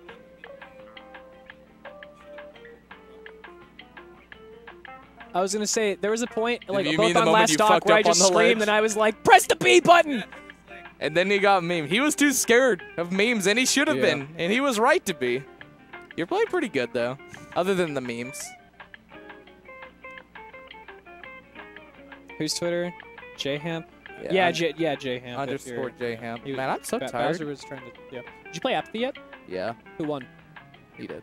He did. I'm Okay. playing on like a weird controller. Oh right. I Yeah. forgot Is mine. that yours right there? Yeah, I was just like losing jumps, and I was like, I don't understand what's happening. That's the Umbreon controller. It is actually. Umbreon has some fancy ass controller. I forget what it is. It's like some really expensive. It's like a Mario one. It's like a Mario one or like a some Nintendo World Panasonic Tour one. or It's like something? some expensive Nintendo World one. I don't know Yeah, why. Nintendo World He one. spent so much money on a controller, and I thought he won it. No, pretty sure he bought. No, it. I'm thinking. No, he won He won a. a custom Game Boy, Advance or something like that.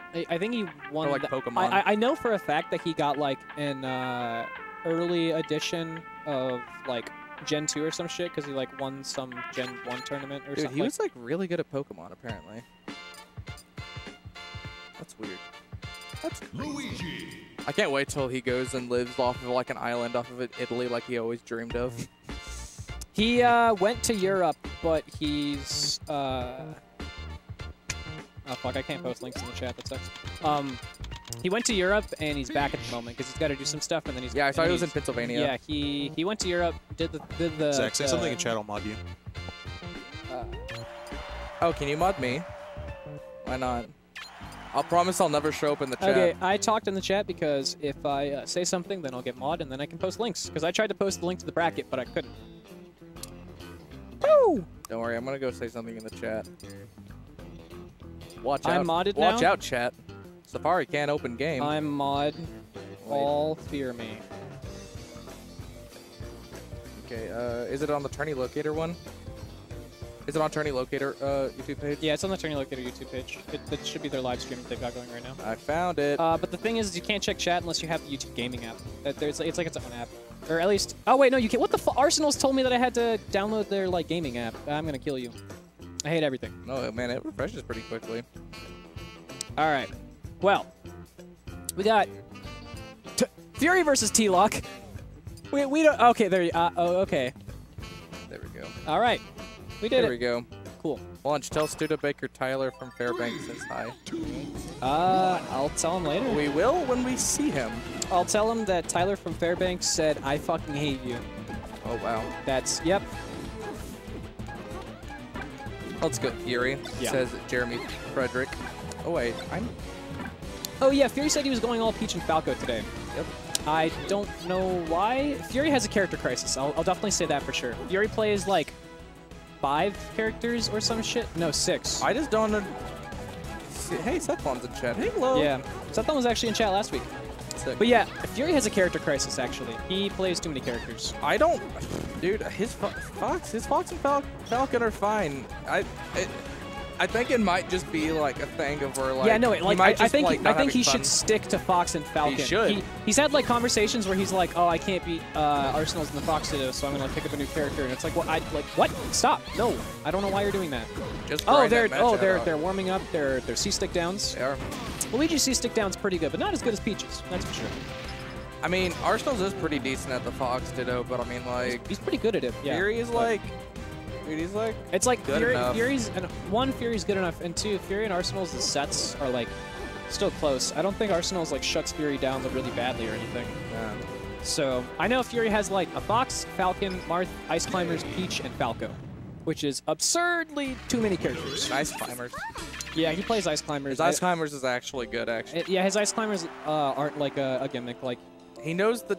he knows Soul Infinite. He knows how to do it. He knows enough about them to actually be like, ah, shit, he plays Ice Climbers. Where it could be a... Yeah. No, I actually kind of don't like this matchup. As Peach's Peach? side. Yeah, as Peach.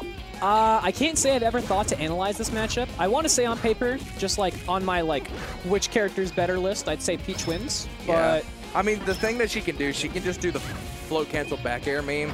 And Luigi it's pretty hard for Luigi to deal with float cancel back air. yeah, I feel like Luigi's got this issue where when it comes to his threat range, he can either attack horizontally on the ground or vertically in the air, but he can't actually go at like a 45-degree angle. So like, Yeah. if you're like approaching in at a point where he needs to run towards you and also jump, he can't actually do that. He has to do one or the other. So like, he could probably put like But he good can- turnip and back air placements where like Luigi can't put an immediate hitbox out there.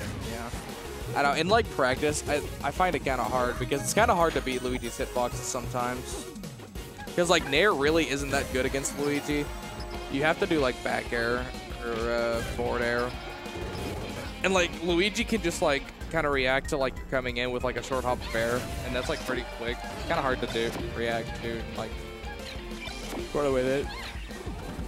I think that shit's like really close. Is that a B? No, he definitely. Wait, you're talking about Luigi, right? Yeah, did he just up B him? I'm pretty sure there was no fire effect or the sound effect. I honestly looked away for like half a second, so I didn't see exactly, but he went up and Luigi got out a hit stun, so I'm 99% sure he probably pressed Nair, because if he didn't, then... I don't surprise, know. surprise, Luigi Nair at a hit stun. Holy fucking shit. I might have just had a lapse in, like, thought. Good job, Jake. Dude, I'm, like, hardly here today. I woke up at, like, 5:30 this morning, and I'm gonna do it again tomorrow morning. Wait, what time did you say you're waking up? 5:30. I go to work at 6 o'clock. That's fucking awful. I work 6 o'clock to 2 on Tuesdays and Wednesdays. I mean, I guess Adult okay. Zach. What? Huh? What? Old Beacon adult Zach. Oh, I thought you Adulting said adults. don't, Zach, and I was like, what? Okay, so yeah, it's adulting.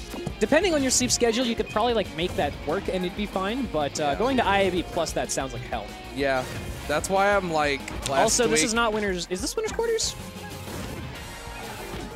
Oh, this is winners semis? Wait a minute. If this is winners semis, Fury had to have beaten somebody, I think. Or he beat who? Chewy. Oh, was Chewy his winners quarters? This is a weird winners semis, actually.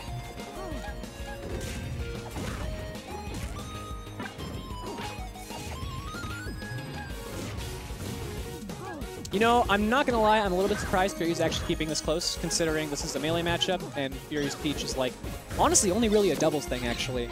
I don't see him play Peach in singles. He only plays it in doubles. Yeah, which is much. also weird because Fox and Falcon are also really good in doubles. He doesn't like him. He says the way he plays is not good. And the way he plays Fox and Falcon, he just doesn't like him. See, doubles. I would like, I've tried to tell this to Fury before as well. I think instead of taking the time to learn a new character, you should just learn that difference in playstyle with your current character, because you will grow significantly.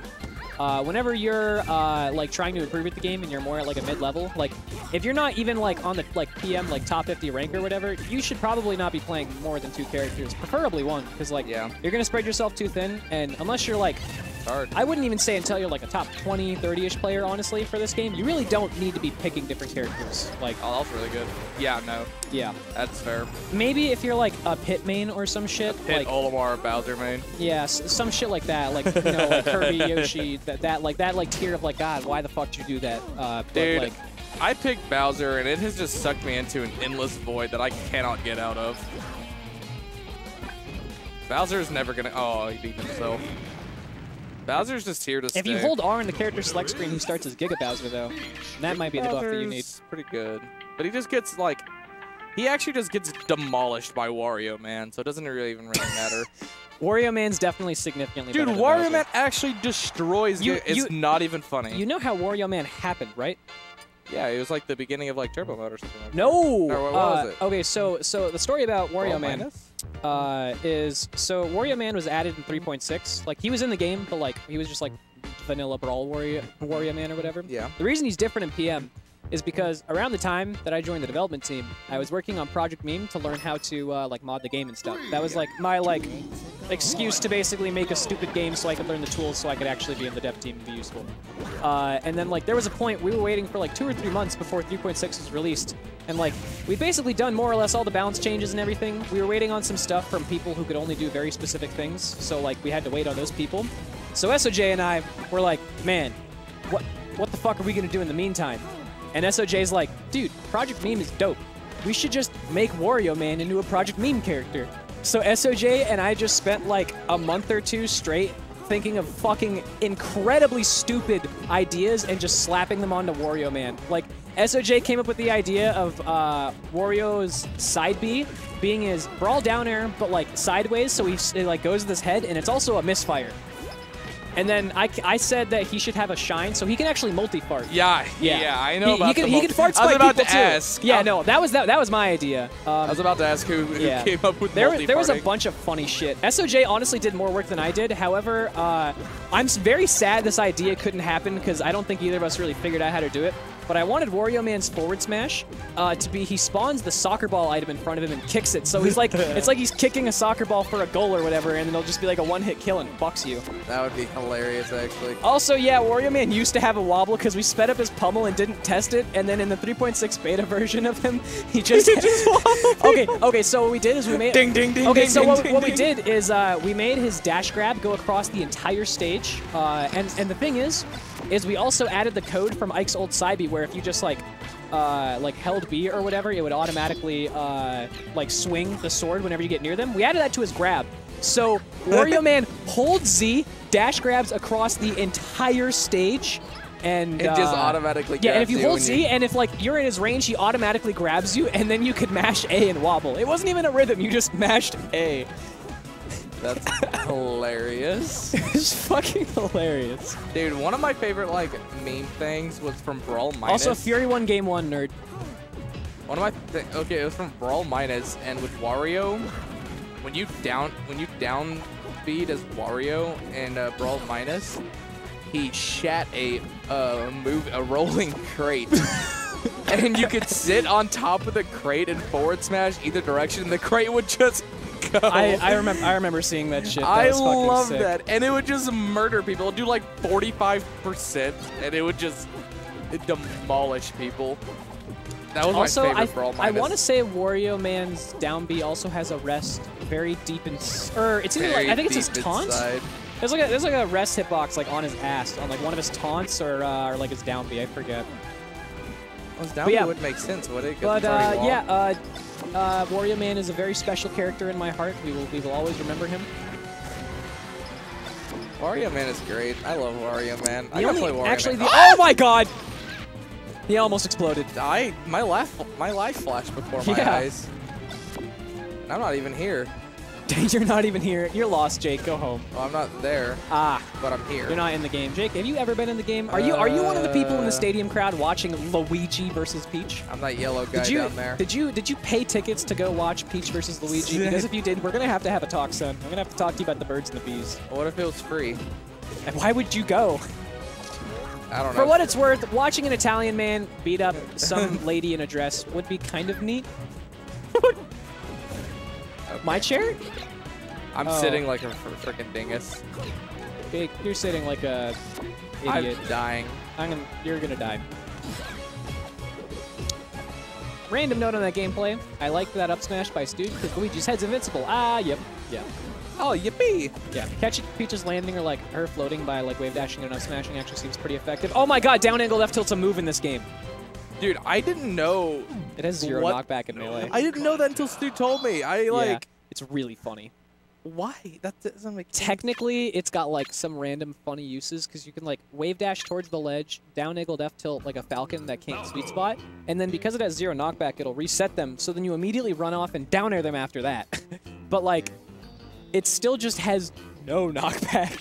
That is hilarious. I think Mario's might also be the same. I think Mario's doesn't have knockback either. I don't think it's as funny with Mario. Yeah, Luigi's is funnier because Luigi actually wave dash F tilts a lot because that's yeah, like wave dash F tilt is just accidentally down angle F tilt is Luigi's dash attack. Like Luigi doesn't have a dash attack in melee. He just has wave dash forward F tilt. No, it's a hedge guarding tool for Falcon.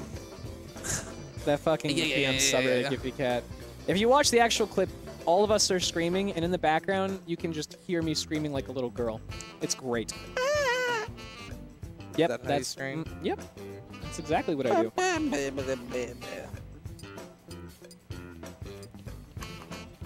Why do you have not? Oh, Texas PM Discord. I was gonna say, why do you have 99 notifications? Dude, I'm in so many Discords, but I don't look at any of them. I leave a Discord if I don't talk in there for like a month. So like I'm only in like 6 or 7. I haven't talked in like all but 2. Squander Squad and what else? Oh, the Meme House Discord. Oh right, yeah, because you guys, you know, have to communicate with each other. That stupid thing where people talk to each other. Yeah, it's pretty dumb. This isn't the first time we're streaming on YouTube. It's the second time actually, but it's still pretty new to us. So yeah, I was just answering a question in the chat. Wait, Anyways, so what are we gonna put on Smashcast then, Pokken? we're not. Yeah, we technically have a Pokken side event, but we don't have enough people to stream that. It's not an interest for us. Also, the Falco's coming out. I know he said he'd do Peach and Falco. I guess he got sick of and I think this is a great counter pick.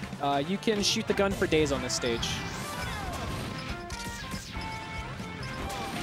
I don't blame him for switching. I don't like Luigi Peach. I feel like Peach should win that, but you have to play a very long and patient game.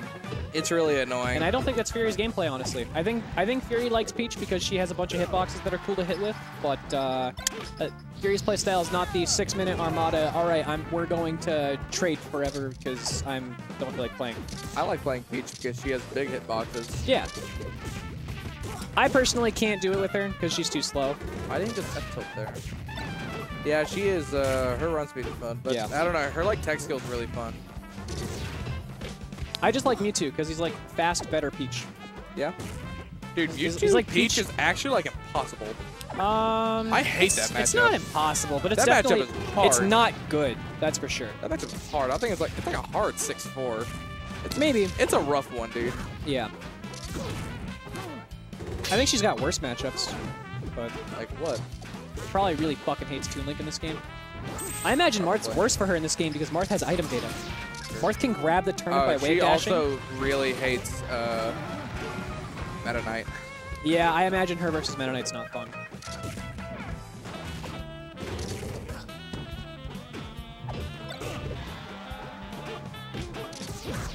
Oh, what's up? Oh, I'm sorry, we just have people watching this. Yeah, no, Mewtwo is Peach plus Marth plus a teleport. And then put that all together and then fight Ice Climbers. What if whenever Mewtwo nared, it was a laugh track? If you could float cancel the laugh track so you just keep making it like, so it's like the first part of the laugh keeps starting over and over. I want it to be the Seinfeld theme, so it just goes bwah, bwah, bwah. You just like keep doing the startup over and over. I don't know. I like the laugh track idea. Also, Stude's back in the lead, actually. He hasn't had the lead for like the entire game. Yeah, he got him with the meme up B. Have I shown you the video of, there's a Smash 4 mod for all of Bayonetta sound effects. It's where like, if you successfully pull off her like basic Bayonetta combos of like, you know, witch twist, afterburner kick, carry them off the top or whatever, they replaced all the sound effects to her stuff with all the instruments from the Seinfeld theme. So if you do a correct Bayonetta combo, you can string the entire Seinfeld theme. And then, my god, that's hilarious. And then her final smash is just like the first 15 seconds of the theme. Like, it's actually hilarious. That is amazing. Also, Studebaker definitely kind of stole that game, I'd say. Ding. He's been dinging some people.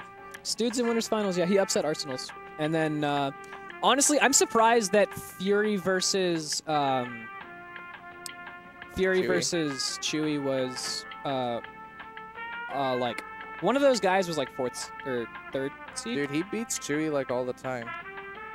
Bayonetta's final smash is like she summons some like gigantic dragon thing from her game and eats everybody on the screen. No, it's a fist made out of hair. No, her final smash. Oh. I thought you said F smash. I said final smash. Yeah, no, her smashes are all just the giant fist. Her final smash. Here comes the giant fist. Honestly, I'm genuinely surprised that her final smash is in Smash 4 because like I feel like for a kid's game, like Bayonetta already just like doesn't belong. Pretty lewd. But her final smash is like kind of grotesque. You're grotesque. I don't know what the fuck Madam Butterfly is, but I'm gonna go ahead and say she probably does. You're a Madam Butterfly. I'll kiss you right on the mouth. Don't say what you can't keep. Okay. Welcome to the cute boy kissing zone. I think I play now, right? I don't know anything. I'm 99% sure I play. I'm just already going to start getting ready to get off the mic. Goodbye, chat. I'm probably going to go play the video game on stream. If I lose, I'm going to blame all of you. I'm going to kick you. Oh, am I away now? Ooh. I have nut on my knee.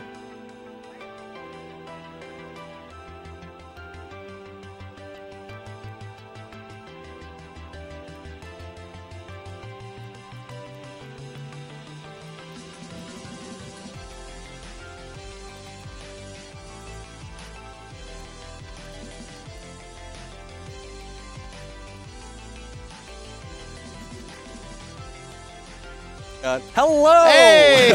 We are definitely not FX Lunchables and SS American Bowser, though we are both as handsome, if not more. I think more. I think more. We're cute. These chairs are so nice. Nice. Dude, when we upgraded from the stools to these, I was like, Oh yeah. I was just, and hopefully upgrade to a couch. So. oh my god. Yeah. Put your spirit bomb hands in the air for the shmoney. I killed Justin and then I killed Fury and I'm in winners finals. Ah! I love you. Goodness.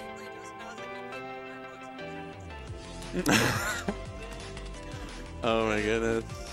Dude, mine broken's popping off tonight. Holy fuck. Dude, I'm guaranteed third. What the fuck? What a great day. So, the last thing I did to Fury was I back threw him, and then I caught his jump with a fireball and I down aired him. Oh. And I think because he thought that I was caught, I told him about this earlier. I was like, I killed Justin with it in Melee yesterday as well to wrap up a 3-stock comeback. Back throw fireball, forward air to catch him. Ooh. And, hi. Oh, I know. No, I brought my own just in case, so I'm good. No. That's because I'm a water zucking machine. Yeah, we go in. Also, Trey, I'm in winners finals. Yeah. Yeah, me and Lone. Not even Dude, close. commentary boys. I only went 2 and 2. Dude, I'm simultaneously so mad and so glad that you didn't get JB5. Oh, yeah. Because I'm proud of you. No, it's fine. But like at the same time, I was explaining because I picked Marth, and then I told myself in my head, you know, we're commit. I have to commit to You Fox. heard old Studebaker. Yeah. Well, and what happened was, yeah, you learn. You live and you learn. Yeah. Oh my goodness, it's starting. Oh And just goodness. catches the run-up shield. That's probably one of Apathy's favorite observational tools, because he's not a dash dance heavy Meta Knight. He's more, he plays it almost like a quicker Sheik, I feel. Where he's like, I want to, like, catch you coming out of shield. I want to see you, like, moving and grooving, and I want to mess all that shit up. I'm going to get in there. I'm going to get in your face. But he doesn't, like, dash dance much in the traditional sense of, like, taking the corner, using it, like, either eking or taking stage space according to your opponent's dash dance. Yeah, and a lot of time his neutral is just sporadic dash backs into immediate move forwards, rather it be pivot down tilts, immediate nairs. Yeah. It's because Meta Knight's so fucking fast. Yeah. Like, you can get away with it. Exactly. Meta Knight's one of those characters that, because he's so good, you can play him a couple different ways if you want. Yeah, and it's basically just trying to lay down pressure as fast as possible onto unsuspecting enemies. Whoa! That's in a lot farther than what I was expecting, yeah. Fucking zoomed out of there. Jesus Christ. Wow. Oh my goodness. But yeah, that'll catch. Though I do agree with the option to go towards ledge just to escape the threat of Lunchables, playing it pretty poorly after the fact. Yeah, it's like you have to be willing to give that space up, but then you got to try to take it back. Yeah. And that's what Zach is really good at. It's not like you fucking get in. Yeah, at all. No. Just trying to push that wall away. Yeah. I mean, playing Roy, one of the best characters to do so. Sword Boy's having that very consistent land, yeah. Yeah. If that had killed, that would have been the most primally disgusting thing I've ever seen. Oh, golly. Is Zach just going all right today? Because, I mean, he was playing some matchups today that I was like, well, maybe I'd see, Tink in this. Yeah. But I think he just wants to have fun and not lame. So I mean, that's what Zach says is like, Launchman's like, if I'm playing Tink, it's because someone did something to me that I feel they deserve. Yeah. To be wiped out. Like playing Wario. That's when you lay down the law. That's when you bring down the short, stubby bomb arms of the law. Take out the golden deagle. Oh god. Oh, but oh, no. Apathy doing very well, holding control of his own space. Yeah. Lunchables having to give him respect, though. Every time he tries to keep him back, he's just building space. There's not a lot of times where we're seeing Lunchables and Apathy trade when they're trying to gain distance the thing from each other. like, RJ isn't the kind of guy to just go rushing in all the time. So there's this sort of this to and fro, this back and forth between the two of them, like who's going to fuck up first, who's going to overcommit. Yeah. And then right there, you see that? Like they both had something there, but Apathy was just slightly... Oh, God. I love the empty jump there to try to catch him out, but a quick nair out of shield just saying no to that. Yeah, Apathy definitely not letting that slide. And oh, I love that. So fast. But right. a lot of misses on these dimensional capes. Goodbye, Meta Knight. Goodbye. Yeah. And I feel like one of the big reasons why he was taking trade when it comes to holding his own space is, one, committing towards aerials where he's not being able to trade against Roy's disjoint is a big, big, big part. A lot of the time we are seeing him try to bait out, like we said earlier, with the dash back into immediate aerial, and then Lunchables just will do a shuffle rising fair just to make sure that like nothing comes in. Get the fuck out. Yeah. And only allowing something like down tilt where he can just SDI down at earlier percents. So. Most people see like Roy's sword as like a pool noodle with a cement block at the hill. Yeah. Me, I see it. It's not a pool noodle. It's a rolled up newspaper because it still hurts. But like, you're just like no. Because like if you hit someone with like the tip of it, that's just like a no. Stop, bad dog. Get the fuck out of here. It's your grandma just waving the newspaper around. Oh god. I don't know, but with the cinder block hilt, I mean, she thick, dude. She thick. Oh my goodness. Oh, but just trying to gain that distance. Don't really agree with the jab. Probably expecting Lunchables just to go hard to middle, but I mean, when your whole neutral is relying on crouch canceling into immediate down tilts, I mean, a lot of time you're not going to see them run towards your face. Yeah. Oh, I don't think he had a step back. He definitely didn't. Ooh. Earlier kills, earlier percent kills is definitely what you're going to have to be looking out for. Okay, so RJ did that like 3 times, and then just getting raw grabbed out of your movement is always hilarious to me. He's like, hey boy, stop. No, get out. Give it a rest, kid. Go to bed. I've seen it all. He's going to bed. He's going to bed. No! No, RJ. Oh, my goodness. Oh, my wobble. This is not what I anticipated. Great, just to change the punishers on that platform. Ooh, falling there.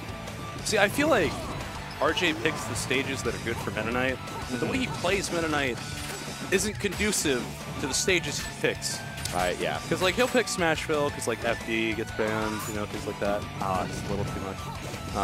But he's not a tech chasey kind of guy. He's like I want to stray aerial you to death. I want to get those quick, fast chains going. I mean, I think he definitely has a good amount of tech chases in his like kit. I feel like it's also who he's going against, because when your whole realm of play is set around making space, especially with a sword boy or a roughly sword boy like Meta Knight, playing against Lunchables, who's probably arguably the master of this playstyle in general, it's rough.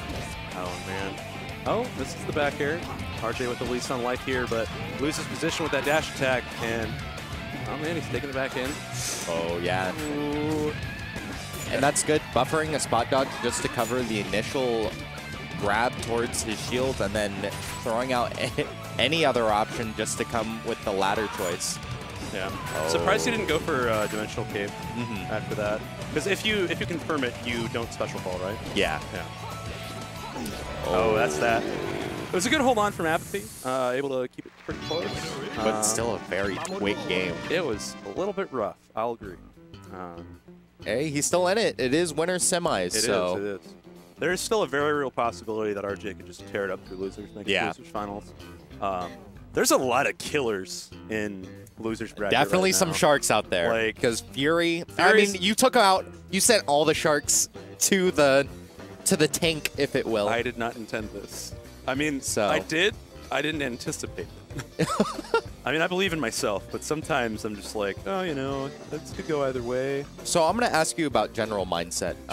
Before going into a set. So when you sit down and you have someone like Arsenal's right next to you, what do you tell yourself before you go into the game?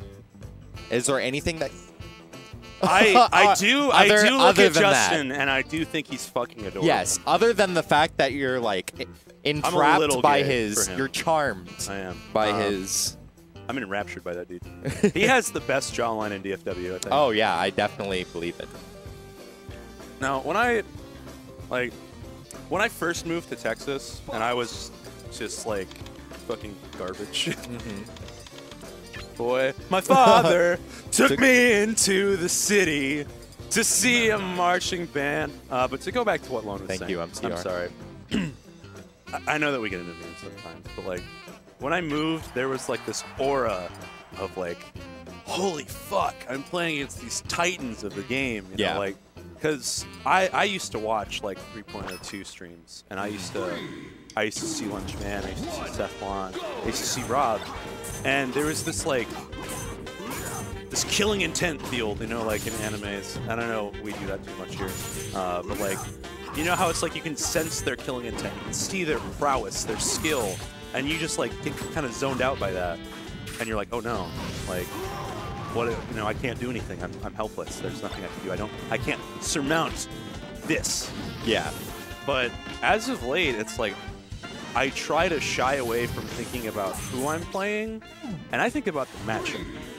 And if I can just boil it down and be like, I can be better at the matchup than they are, and I can convert and do more in the matchup than they can, and I have my win conditions, it takes away the feel base of it and brings it into this very, like, I don't know how to say it, not rigorous, but, like, systematic way of looking at the game. It's like, this is good against that.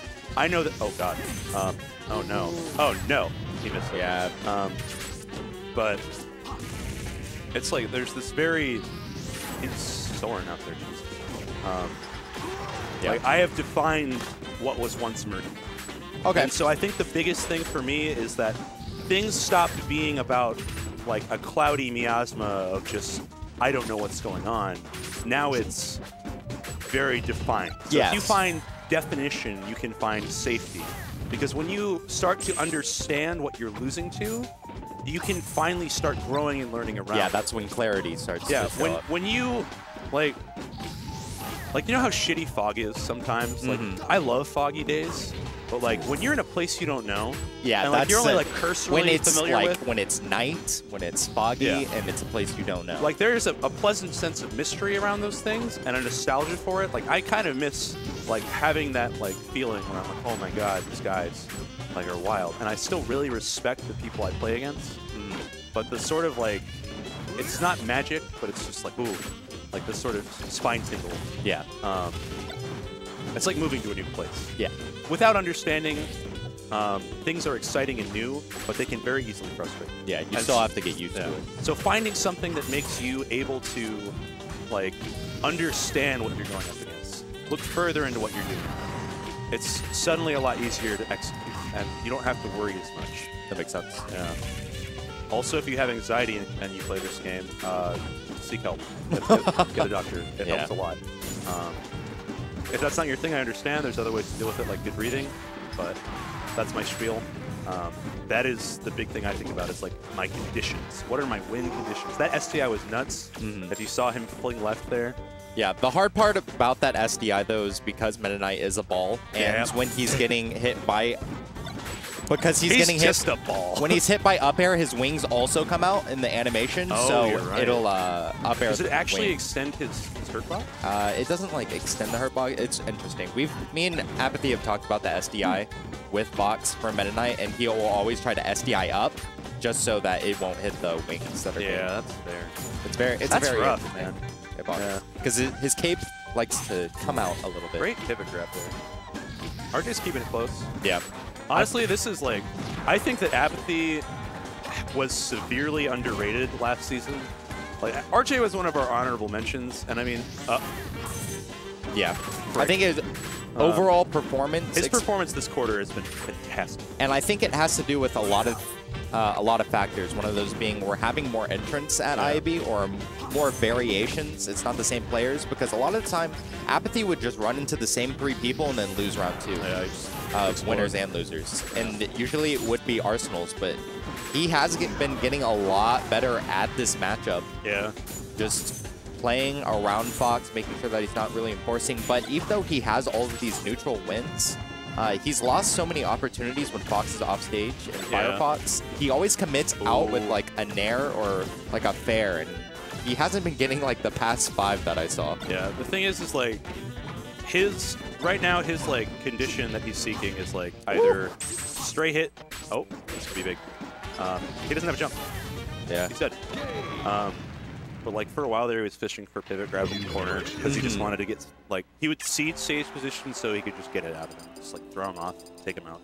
The thing was that we didn't have those clean edge cards. Yeah, and it definitely is more than what people like to say with Meta Knight, other than just like grab ledge and then like ledge hop nair. Yeah. I think it's just landing those and specifically looking towards the angles that Fox is displaying.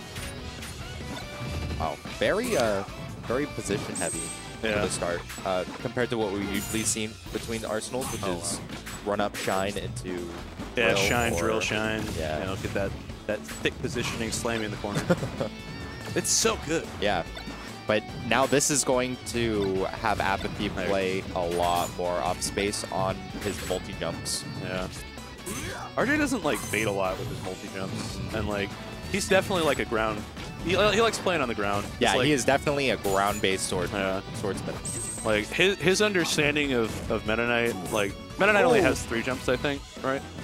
Yeah, and so, jeez, it's not as like efficient as like Puff, and like he doesn't have as stellar varial drift.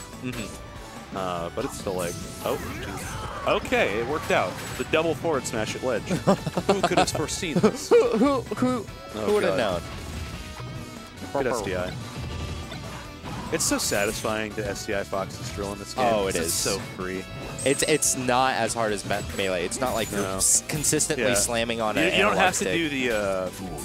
I think they call it jack off DI in 64, because you just have to take your stick and just.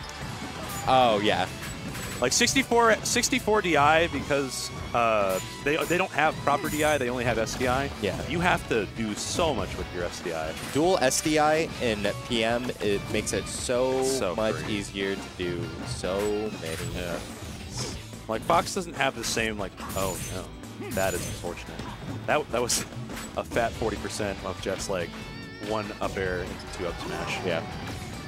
But talking about these 2 players, regardless of how the match is going, Apathy did win the last time they met, so it wouldn't be too unfamiliar for Apathy to take this set. Not saying he will. Yeah, it's no guarantee for sure, but like it is definitely looking like it. Oh my goodness, he even angled it up. Wow, that was fucking gnarly. See, I am excited with a little bit of bias going out for Apathy. Dude, RJ is a swell boy for sure. Yeah. Like, honestly, the thing I love about the PM scene the most, and the thing that keeps me here a lot, like sometimes I get frustrated with cheesy shit, no lie, but like we're all lovely boys here, like boys and girls. But like it's just all the shitty people got weeded out when the game quote unquote died, and so like everyone's just like chill. And we'll self-police our community to where there's not really any real shitters. Yeah, I think DFWPM's great. I think self-police is a great term. Because like we don't have an authority. Like, we have Trey, we have T-Lock, but like they only run so much. Yeah, exactly. Oh, jab. The reverse back I air. am the authority. Oh my god. Is that it? And no. Runs this down. Oh, he's living. He's going high. He gets the back air, and that'll seal it out 2-0 for Apathy. Why is it that Apathy, every time he wins, he looks disappointed? I don't think Arsenals was playing as bad as he was last week in this particular set. I feel like Justin's mentality sometimes gets to him when he performs. I think that's the thing. So like, when he loses, he'll perform slightly less compared to that. There was some stuff for sure where like he nods his head and gets frustrated. Oh yeah. Like there was think it was the first stock of the first game where he got like chucked away and then just got lost in the fucking sauce. And it was like, it's frustrating. But it looked like fun. it looked like in both games, Arsenal's had just the overall momentum. I feel like it was just keeping that up, maintaining the facts, because I think RJ's playstyle makes him very slippery. I think he is so comfortable with doing options that are so unorthodox. It's just like, it's like unorthodox or things that you just wouldn't think he would do. And I think that strongly comes out from Apathy's personality as a player. Like, he definitely will take it seriously, and he knows what he should do in that particular scenario. I feel like he always asks himself, like, but what if I did this instead? Like, what if I tried something different? And it's not as clear-cut for RJ than it is other players, which I think Arsenal's is definitely more of the clear-cut type players who knows exactly. He's not like cut and dry for sure, but like he's definitely like, look, he'll keep it. Like, he knows what he needs to do, and he'll do that rather than giving himself that underlying question. Oh, this is gonna be fun, actually. Oh my goodness! I'm actually really excited for this because Wonder is like the only actual shit talker in DFW, but he's so nice about it. Yeah, because like David is just such a wholesome boy that like he says things that you're just like, David. But this is one I wanted to point out, is that when the screen switched, this is exactly Wonder just looked how fucking exasperated. So he put on his headphones, taking it very seriously, took the deepest breath of his life, and what is American Bowser doing? He's just laughing. He's just memeing. All right, I do want to see how this goes down. I imagine Jake's gonna play Bowser. I mean, Wonder has like his Fox and like kind of his Pikachu. Yeah, but this is for 5th. Okay. What the fuck is happening on my screen? All right, cut the mics. We're going home, everybody. What's going? I'm confused. I don't know why Jake's doing this. Holy fuck! Oh my goodness. We're memeing it up here. I think that Jake's gonna get his shit kicked in. Yeah, I feel like this is gonna give Wonder a great opportunity to take away game 1. Yeah, Wonder doesn't like get cheesed much. He's a very patient player, and he definitely like picks his space and uses it super well. If there's a Fox that I think of when I think of Wonder, like Wonder is like, he's like ALP light, because the way he utilizes space is very efficient and like he's very consistent with his punish game, and he knows what he wants. Great SDI there to be able to get himself out of there. And just with that play around potential that I think Wonder's Fox holds compared to any other of what the past Fox trifecta held, I think Wonder is very good in understanding his movement, what he needs to do to play around like he just did with the shield. Beautiful. Yeah. Like, he is just maintaining this bubble because Zelda doesn't have a lot of active ways to get at you. Yeah. And so as soon as Jake throws something out, he puts himself in a state of disadvantage. And so Wonder is just able to go ahead and completely abuse him for it. Yeah. Like, as soon as he whiffs, he's there. He's right there. He's in his face, and he's willing to like take space, cede space, whatever. You can't catch me. I win the matchup. Get out of here. And one of the big things, I feel like he is having some small technical issues. We have been seeing him get the shine, but Zelda is actually one of the characters in PM that Fox can easily wave shine across the stage. Yeah, she's a floaty heavy kind of like Samus in that way. And even though with the shine not being able to get things like wave dash forward grab just going a little too short. Yeah. Wonder playing a little more proactively right now. There he goes. Definitely trying to take the initiative, even though you took the first 2 stocks playing around American Bowser's tempo and the lack of threat range that Zelda has. Oh, this is for 7, actually. Definitely playing for... Yeah, definitely playing a lot more proactively. All right. Yeah, because you just see him, he's going for run and shine a lot, and he's actually getting grabbed for it. Reverse! What? Reverse forward tilt. Yeah. Hello? Smello? But still trying to get those hits in. Yeah. Just chasing him down. Yeah. Great to bait out that roll. All right. Yeah. Settling back in. Yeah, he's doing a lot more of like actual just like fairly safe approaches with run and shine, but it seems like he's not overshooting it too much. I think... So Wonder's movement isn't like... it consists of a lot of wave dashes, and it's not like it's like ravenous. It's wave dash down. Yeah, I think. it's a lot of like minor wave dash backs or wave dash down, and it seems very controlled rather than what you see from like your first. Oh, hey, I can wave dash, and then they'll just like keep going back and forth. This is for 7. Okay. Oh yeah, because winner of this has to play for Fury. Who knocked Jake into losers, actually? RJ. Did he play Tank or did he play... that's fair. RJ's so good. I think it honestly depends on what American Bowser had to play for Apathy's pick. Because if it's Bowser, then it's probably Toon Link. If it's like Zelda, then it's Meta Knight probably. Yeah. Or Tink. Oh, Tink does well against Zelda. Wonder beat Glenn. Yes. Very nice. And then Arsenals beat Troy, RJ beat Arsenals. All right, so winner of this plays Fury, and then they'll play for winner loser semis. So after this, we've got winner of this and Fury, and then we'll probably do winners finals and then move into loser semis. What I'm more upset with this bracket is the mind-broken team kills.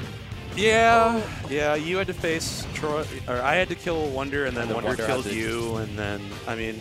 I'm the bottom of the ladder, baby. No, that's all right. we all start there. It's the big thing. Yeah. I don't think there's a man on Earth that just like jumped into this game and was super good. Maybe Albert. Albert just kind of showed up. Oh yeah. But that was because like just that raw skill. I mean, he'd been putting in work for a long time before he like came into the scene. Oh, great bait out of the movement. Oh wow! I'm surprised Jake didn't punish that. He was grounded, so yeah. Little unsafe. And that's what we're seeing is that those punishes after the shine. I mean, getting it on his first attempt, but second against that ledge where he possibly could have gotten the kill earlier. Yeah, this could be Wonder's opportunity to seal it out 2-0 too. Yeah. Like, I mean, you consider he kind of got a little bit. It wasn't a freebie per se, but Abjul's Zelda is not the spiciest thing that he has in his arsenal. Yeah, it is definitely a throwaway. It seems. Oh my goodness. Oh, he went for it. Oh, yeah. And he's got... Wonder is one of those people that's very good at abusing how good set tech rolls are in this game. Like, I refuse to play against Wonder's Fox and against Troy's Fox as Ivysaur because she gets reamed by Fox down throw. It's disgusting. It's very good at tech chasing. Yeah. All right. Wow. I respect it. Yeah, the Batista bomb of Melee and TM, honestly. Yeah. And it looks like American Bowser respected it too. Not going for that up B out of shields and waiting for these jump options from Wonder. Yeah, he was a little bit high there when he started, and he wasn't able to get into the shine before the actual drill that he did. And that's what you need a lot, is to be able to get that. Otherwise, oh man. You just, I was about to say, you threw away that stock with that dash attack on a Bowser and hard. Oh, and true crouch. Oh. Wow, actually getting stuffed out. Good buffer on that roll just to be able to make sure they didn't get too quad. Yeah, so much respect trying to play around that platform. Immediately getting it though. Crouch cancels, tried his up smash, but so safe. And right into the chain grab, the 50-50 mix-up coming in hot. Green Hill Zone, pretty primitive. I think with that crouch cancel on the up B, it's pretty telegraphed when you want to go for the up smash and playing very risky with a lot of these options. Yeah, I was surprised that, that he didn't actually get hit by the landing hitbox. He does get his jump out there. Yeah, that landing hitbox should not exist. I swear to God. It also works so well for Bowser because it gives him enough time. This could be a 0 to death. Oh, he drops it. All right, and great shields though. Just recognizing each other's. Holding center, just comes on over it. He's got the up smash, but not quite enough to kill. Yeah, the shard, no double jump. No. I think going for that. Oh, that's that. That is it. Wonder will take it 2-0 and advances to play Fury for 5th. I don't think Wonder is the type of person that talks shit to American Bowser for picking Zelda Game 1, but I feel like... I'd talk shit. I'd be like, respect my name, dude. Yeah. Come on. I mean, I definitely think Wonder is that type of person where on the inside he wants you to respect them. Dude, when people play me in bracket, I want to play their names. Like, Shokyo can do whatever. Like, I do always want to play his ESS, but like he does it to everybody, so I don't care. But if someone like comes out of me talking out the side of their mouth and just like, hey, I'm gonna go ahead and play gonna play Pit today. It's like, thanks, Sosa. It's not like I wanted to play Wario. I only see you every once in a while. Rest in peace. Dude, Sosa's a good guy. But yeah. Talks a lot of shit online for sure. But Shout out to Jonathan. Yeah. I'm a big Jonathan? fan of Venom and Sosa shit talk on Twitter. dude, I adore them. I adore them both. Like, Venom is one of my favorite people in the PM community. And Jake is just like both incredibly nice. SoCal's a warm basket of kitties, honestly. Like, they're a bunch of guys. But very, very defensive, I feel, and like who Yeah. they are as individually. They are very prideful, Yeah. for sure. They are like, we are definitely the best PM region. They've got a very strong case for it. They have such a strong culture and individuality, or I it's love so it. individualistic. I'm glad that it's they're like, getting a new weekly down there. Oh yeah, Yeah. the venue. The Super seems- Arcade is seems apparently sick. amazing. I'm really stoked for you guys down there. Yeah, especially since the balcony. Yeah, the Balk had to shut down. But these things happen, and we learn and grow as a scene, and We live in. we will overcome. Yeah. Ooh. I mean, I can commentate. You can just have Fury and Wonder play. What about Arsenals? Did he leave? Okay. Yeah. Oh, Burr's here. Burr hype. Let's go. Oh, sick! I love Burr. Dude, Burr's fun to commentate with. He's just a goober. Definitely is. He's not like... There's like a scale to gooberhood. Like to Burr's, gooberhood. yeah, Burr's like right here. RJ's like far and away, like off the fucking screen. I think RJ's the biggest goober RJ in the is scene. like top tier goober. Dude, he is an S tier goober. I think, yeah.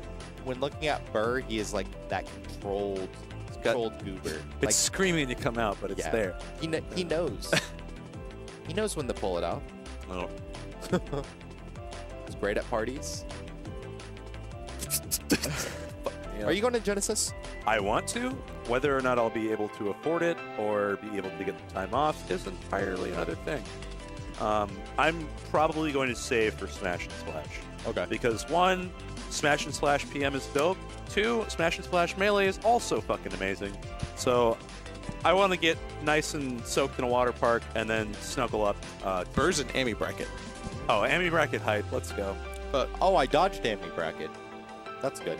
Nice. It always feels good to dodge Amy bracket, but it also doesn't feel good So you want to play more? to not dodge Amy bracket, because especially with me playing Fox, I don't want to, like, I want to play more people. Like, I Yeah. want to get more experience and like learn what people are playing. Also, there's such a big divide between like average players and like top players here.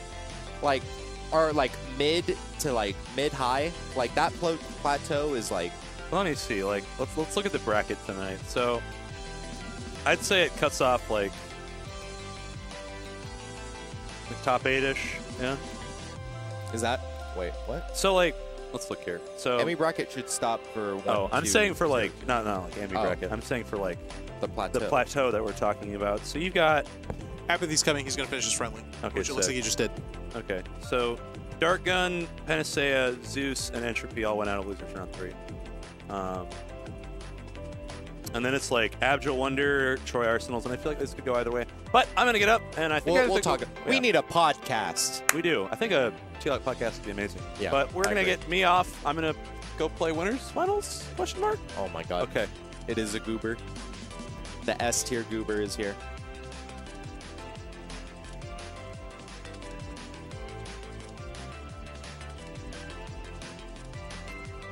Is this on? Oh, sweet. Okay. Hi.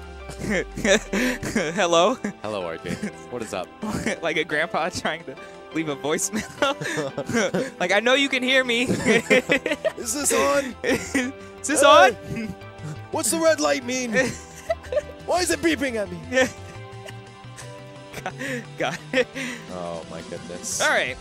But for your boy, Studebaker, popping through, Yeah, man, dodging he you beat- in bracket. Yeah, he sure did. He dodged me in bracket. Yeah, he sure did. He sure did. That fucker. He's not gonna win next time. I was about to get him. Yeah. But nah, he's in winners finals now, which is really good. Really, really good. Wait a second. Oh, okay, I see how this happened. I lost against Lunchables in like winners something. and then now he's about to lose in the winners final. Wow, sweet. That's awesome. Wow. So how do you feel about losing to or winning against Arsenals? Not losing?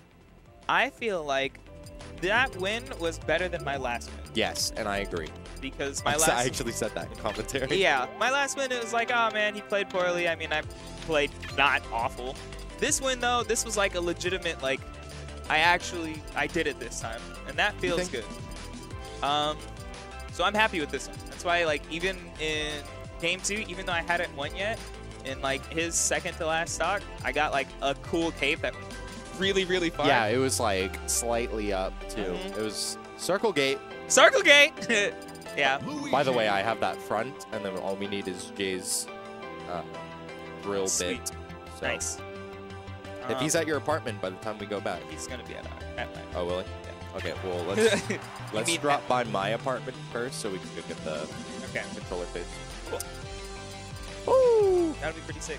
I've been wanting that gate for a while because actually I've grown to really, really, really like the circle gate.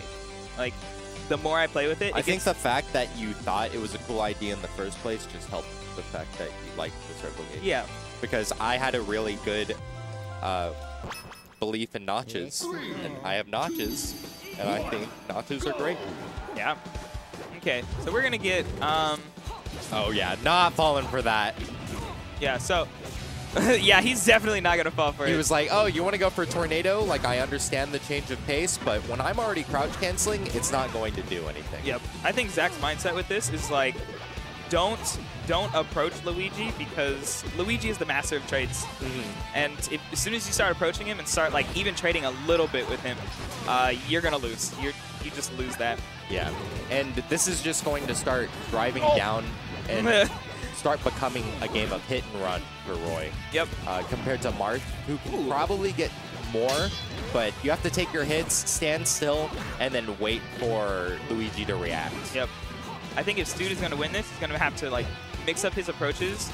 And yeah, like that. That right there, that was a perfect example of what I was just saying, where he mixed up not his approaches, but his game plan a little bit, like his timings. Because if you go at the standard timings, I mean, those are the telegraphed, easy-to-react ones. Yeah. He did it. His neutral approaches, round-wise, are...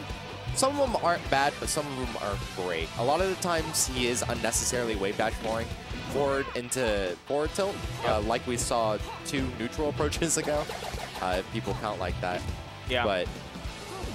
I don't know. A lot of the time, it seems like he is getting more antsy when playing against Lunchables is definitely a waiting game. Yeah. And he's all, oh my god. Oh, yeah. I see what he's going for. Like just a jump out of shield. And that was already so much respect. And Lunchables just trying to mix it up in the first place, just a small walk forward. Even though he already committed the shield for a solid like second or two. Yep. I mean, it could have just been a grab. But yep. And I mean, even oh my. Okay, that was super scary. That's yeah. Playing with Luigi off stage is probably my worst. Your worst fear? Your worst nightmare? It's my worst nightmare in this game. Yeah. If oh okay. Yeah, if Luigi is hard to kill in a sense because all of his recovery options are actually, like, they do their job really well. Like, up B goes pretty high up. I mean, you have a huge grab box. Side B goes really far. But they're all really telegraphed, and they're all really punishable. So you have to, like, really mix it up. And once you run them out, it's dead. Lunchable's a big fan of this left side platform, especially when Studebaker keeps giving him space. Because I feel like one of the biggest difficulties, especially with pressuring a Sword Boy, is being at that that face forward pressure. Yeah. Oh, keeping him up in the air, trying to juggle. Yeah, trying to juggle, not really getting it. Didn't really want to commit to. Oh my god. He actually had invincibility. He's very glad that that did not hit the counter. Yep. Yeah, I mean, at this point, like, what is Luigi gonna do to catch Roy at the top platform? Honestly, I couldn't tell you. Yep, it's just rough. But what he does need to start looking out for, especially since his stage positioning is at the long range. Yep. A lot of the times that he is catching Lunchables out is the immediate burst of while he's at this mid-range distance. Yeah. Because Roy can cover the what seems to be what's in between the short and mid distance with his down tilt. Sometimes forward tilt covers the mid distance well, but I mean that is so committal, especially with a high burst character like Luigi. It becomes fairly difficult, and it's definitely going to start relying on your reaction times. And since Studebaker is good, or decently good at mixing it up, I mean it's very understanding. He just needs to make sure that he's not giving away too much space. Yeah, I think the thing is too, in terms of like dash dancing, like let's treat Luigi's wave dash as a dash dance, right? Like just his dash.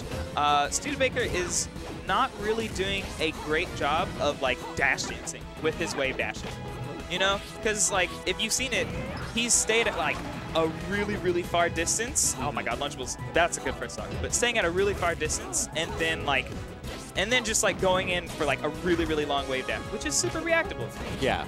And Lunchables is literally just waiting for that. Especially since Lunchables' main game plan with Roy, from what we've seen Game 1 and Game 2, is dashing under the platform. Yep. Because keeping that distance, and this just right playing here, under that.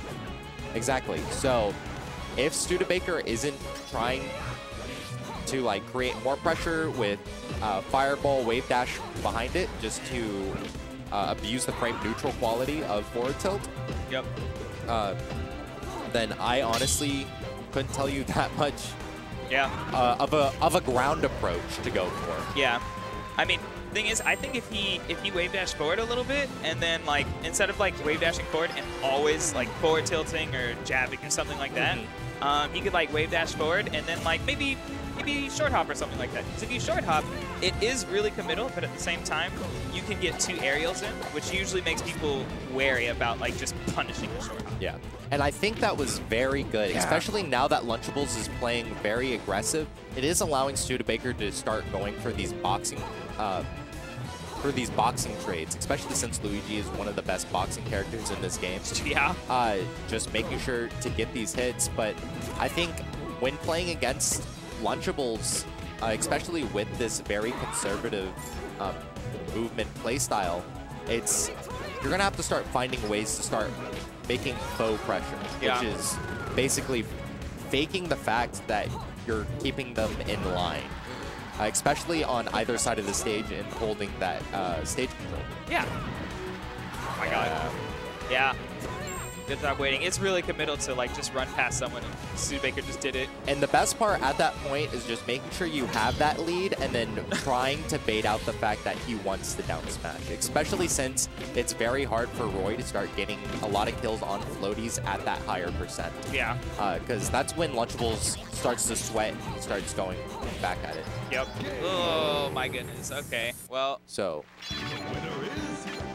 Here we go. Game 3. What we saw from like Laud at Smash and Splash, or the most recent Smash and Splash, what, 3? Was it? Yeah. You don't know. Nah. Okay. That's exactly what we saw. We saw Laud not going for super committal options, being able to make faux approaches, but I mean, that's a lot harder said than done, especially with a character like Luigi, who has very committal short hops and full hops with their aerials. So having to play a lot less aggressive, even though it doesn't even seem like it. Yeah. So going for these very minor nuanced approaches, I feel like he just wants to get the hit in more than anything, though one of the big main approaches is like Lunchables does with like Marth against what we saw when he played Bunk in Melee, is just timing him out. Just making sure that you can get your percent and then run away, if that makes sense. Yep. Yeah, it's good to wait.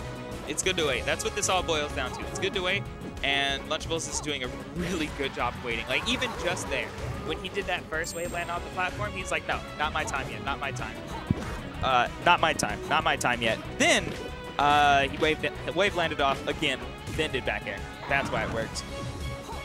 Also, actually, no. I was going to say, I don't really see Stu grabbing ledge. Oh, my God. Oh, I mean, but it's he hard. definitely recognizes the fact when he needs to. And a lot of the times with his edge guard opportunities as Luigi, being able to defend against Lunchables makes it very questionable, especially with strong hitbox up B like Roy has. Oh my god. Not fully invincible, baby. He didn't get the good wave Yeah. land on either. Oh, okay. Yeah, he's just trying to break that crouch cancel. Yeah, it's rough. You can't crouch cancel grabs. He probably, I don't know if a down smash would have broken it after 17, but because Roy is just... I think Lunchables has one more good crouch cancel. Yeah, that's what I was thinking as well. Yeah. He has one more left in him. One more good. Yeah, but just abusing the facts. Oh, also fireballs. I just realized he hasn't Yeah. really been throwing a lot of fireballs. Well, the reason because of that is because in the first game when he was throwing it, Lunchables was doing that standstill approach on Battlefield just for tilting or jabbing them, just out of the way, because he wasn't in a position for a commitment.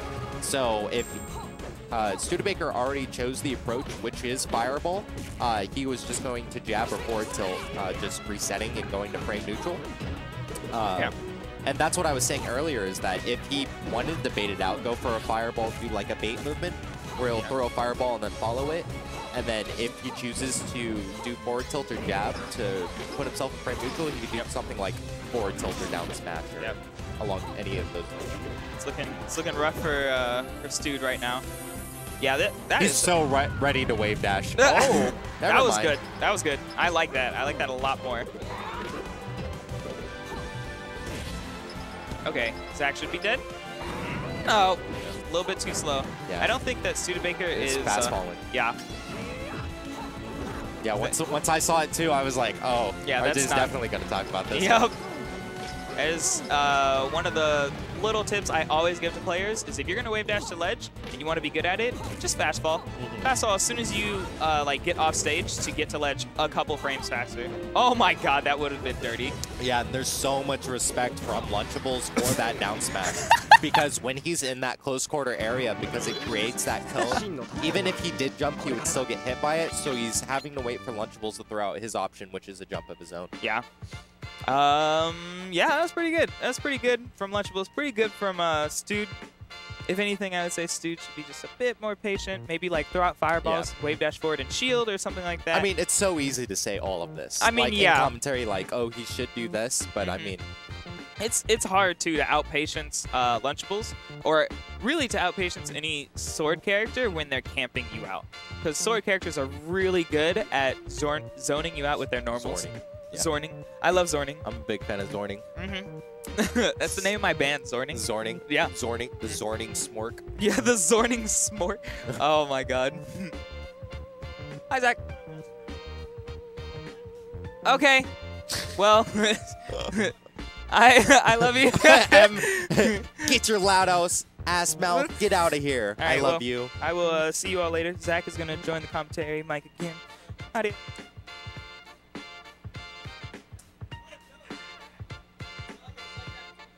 Oh no! Oh no. What is up? What's up? There's a piece of my hair that's not properly down, and I'm very sad about it. Very Did you get a sad. haircut recently? Yeah, I got a haircut a few days ago. I think maybe yesterday, actually. Oh. Oh, dude. Live and learn. You can say the lyrics. If you feel right, moving through your vines.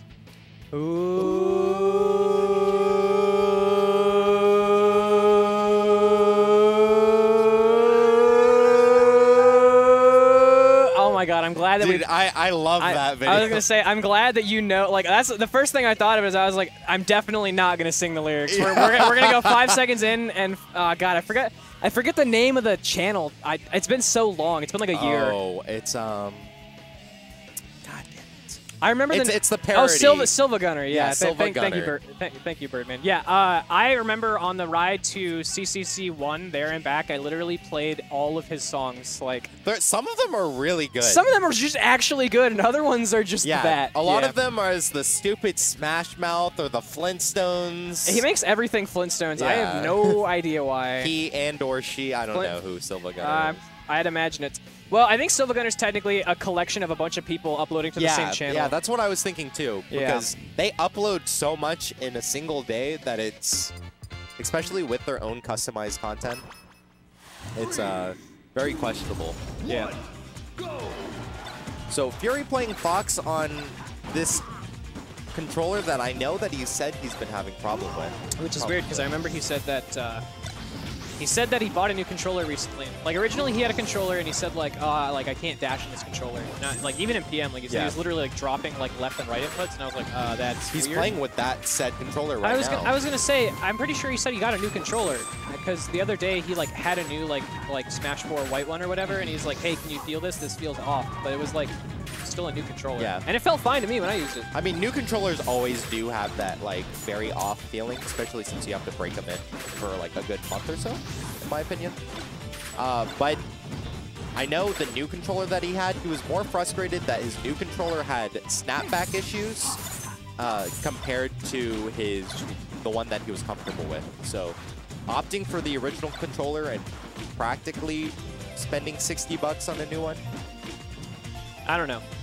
I actually bought a Battle Beaver recently. Yeah, Battle Beaver. Just go to Battle Beaver. It was like $120 because I ordered all the expensive stuff. Yeah. Like I got like the shield drop angles for melee, snapback reduction or whatever. Slightly loose analog sticks, so dash dancing is a little bit better.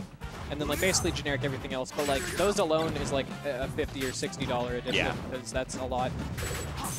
So yeah. I was actually thinking about getting another Battle Beavers controller. Yeah. Honestly, I would consider getting a few just because like they're so nice, but I do not have that money to spend. I have the money, but I need to start focusing on like traveling. Yeah. Because I've got events to go to next year. I don't have the time to buy $300 worth in fancy GameCube controllers. Are you going to Genesis? No, I went to Genesis twice. I went to 3 and 4, and honestly, 4 just felt like a watered-down version of 3. It was like the same experience, but like slightly worse. Yeah. 3 was insane.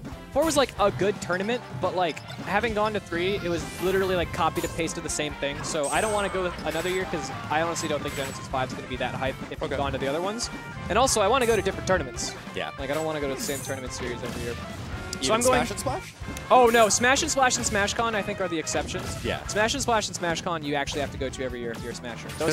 Smash and Splash 3 is one of the best tournaments I've ever been to in my entire life. Okay. Because I was thinking about going to some bigger Melee tournaments, even though Smash and Splash does hold PM. The big Melee tournaments to go to, in my opinion, are Genesis, Big House, debatably EVO, although I think EVO for Melee sucks ass. I haven't gone to Shine, but pretty sure that's a big thing. Yeah. SmashCon and Smash and Splash. If I had to say 2 events off the top of my head where it's like, you need to go to this. Is SmashCon. SmashCon, Smash and Splash. Also, this is game 1. Yes. Yeah. Well, I mean, I would say go to LTC every year, but the thing is that's not like a super national. I go to LTC every year because it's my home state and I support it, but like I don't think every Smasher in the world needs to go. Yeah. Like yes, I want all of you to come to Low Tier City 6, but it's not a Big House or a Genesis. Yeah. So Yet. It will be. Yeah. We've had 6 of them, and the last one was like smaller than 4. Yeah, that's true. Oh my goodness. The best low tier was Low Tier City 2. I feel like a lot of people were. We actually had 1,000 entrants for Low Tier City 5. What'd you say? We had almost 1,000 unique entrants for Low Tier City 5. How many for 4? It was like 700. Oh, I felt like 4 was a better tournament. You're wrong. 4 was a better tournament. Well, we had Mango and Hungry Box for 4. I think okay, if I had to tier the Smash 4 was actually more stacked. If I had to tier the whatchamacallit, the low tiers, I think Low Tier City 1 has to be the worst one. Not because it was a bad tournament, it was a good tournament for the time, but the problem is that it was a teeny little PM regional with 60 people crammed in a crappy venue, because like that was 2.6 PM before 3.0. It's some fucking old ass shit. Yeah. I think the best low tier city was probably low tier city 2. I think so like best to worst would be 2, 4, 5, 3, 1. Yeah. What was up with low tier city 3? It was a really shitty experience for me, and also like Melee and Smash 4 weren't that stacked, in my opinion. Smash 4 had like Trella, Ally, and Zero, and when Zero and Ally played, they basically joked around and played Lucina, Roy, a bunch of other like random secondaries. And then Melee had Axe, M2K, and then all of Texas's good players, but nobody else. Did you guys catch who won? It was Fury. Fury won, yeah. And then PM was stacked for that event, like, don't get me wrong, but I also have a salty taste in my mouth for that because, one, that tournament was fucking awful for me. But, like, regardless of that, it was also a 3.6 beta tournament where where Rob's values weren't even changed, so drinking food got second when, like, after the changes, he just wasn't relevant. Like, Rob wasn't properly changed, so, like, that, like, leaves a really salty feeling in my mouth, personally. And then the rest of the event, it's just like, I don't know, Melee and Smash 4 weren't that stacked. Yeah. Wait a minute. Apparently Apathy won. Chat saying Apathy won. Did Apathy actually win? I could be wrong. All right, well, it looks like I'm wrong. Lone, you're a fucking idiot. I hate you. Rest in peace. Yep. Rest in peace, you. Yeah. I was more thinking about low-tier city as a whole. I think Trey's probably, realistically, Trey's probably already started low-key planning for low-tier city 6. I Like, think you would have to at this point. I was going to say, yeah, like, I think we're probably, I wouldn't be surprised if a date was I mean, secured. as a TO, I can personally tell you, as soon as one event ends, you immediately start planning for the next. Good, the next one, yeah. Like, you immediately, like, I wonder within months, you have the date for the next one. I was going to say, yeah, like, I feel like by, like, 2018, Trey's probably already, like, got the date, not going to lie. Or, like, be, like, close to sealing it. Now we just need to put it on the calendar. I want to help run next year a little bit more. Be more of a TO than anything else? Probably. Be more of a TO and commentator. I commentated top 8 for PM, but so did I. PM got, I mean, yeah, PM got dicked in terms of, like, setup that year outside of, like, the top 6, because first matches the top 8 were on the shit setup, and then PM just got shafted to begin with in terms of location and stream. So. Oh. By the way, I was the one that saved PM. Yeah, no, M I fucking love. Yeah, for those of you who don't know, M actually is the person who like pushed super hard to get PM on the main stage, so we at least had top 6 on the main stage. If that didn't happen, I think low tier city 5 might have dropped considerably in quality for me personally. Yeah. Like that alone was like, at the very least, that we was had definitely the highlight. I feel like the PM crowd was like, honestly, a little bit more hyped than the Melee and Smash 4 crowd. For, yeah. Oh yeah, most definitely. Yeah, yeah, like in terms of like the actual crowd and stuff like that, I feel like,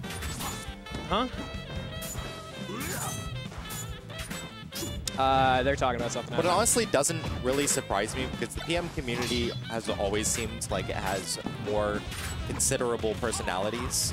Yeah, the thing is that if you're showing up to a PM tournament, it's not like with Smash 4 and Melee, where Smash 4 and Melee are super mainstream. You open up Twitch, you see like that like 30K viewer stream of like Mango playing Armada at some tournament. Yeah. And then you're like, oh, what's Melee? And then you like open up the Smash Bros subreddit, and it's super easy to get into. And then there's a documentary. With PM, it's like you either have to be a former player who is currently super into. Oh, Fury, don't fucking do it. It's too late. It's too late. Oh, no. Apathy fucked up that edge guard.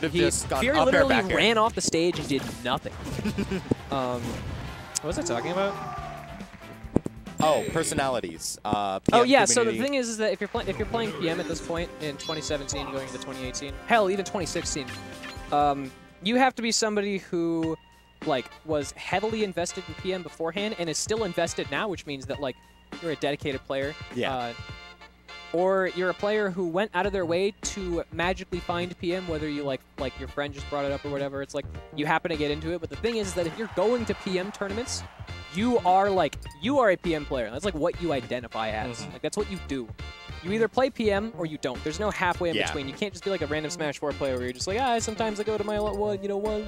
Yeah, like Yeah, completely. So yeah, I think the PM crowds and the PM players are probably the coolest out of all the Smash games because they are dedicated to what they do. They often lose money running events and lose money traveling to events as a whole because our scene isn't big enough to actually create like a gigantic organization out of it. But we fucking love the game. This game's dope as shit. So PM crowd of Low Tier City, definitely hype. Definitely appreciated everyone who came out to it, too. I think Oracle was also super big on getting PM to the main stage as well. Good. Yeah, if PM's not on the main stage next round, we'll be mad. Yeah. It was almost, what, Roa? Yeah, well, they actually promised to give Rivals top 4 per stream, but there was communication errors, and I don't want to go into it. Basically, like, both sides were at fault, I think, and they ended up just putting PM on. Rivals players are mad. Trey was mad. Whatever. But PM sick. Oh my goodness. Oh wow, if I breathe in the mic, it sounds very loud. Whoops, I did not. Whoops. I should just delete my nose. Wow. Apathy. I feel like Fury compared to Arsenal's, Fury definitely not as clear-cut as Arsenal's in how he plays. I feel like his positioning is a lot better. And I think Arsenal's positioning is way better. I think Fury often like tries too hard to play aggressive and be the cool guy. Arsenal's is pretty cool with laying back. That's more of what I meant is he was going to play more aggressively than Arsenal. Yeah. Sometimes he goes in when he doesn't need to. Arsenal's actually like analyzes situations, not to like like criticize or like make fun of Fury or anything. But like sometimes he definitely goes in when he doesn't need to. Yes. And it's an issue that we've talked about. We're like working on a bit. But yeah. Yeah. Great tech in place to immediate up tilt.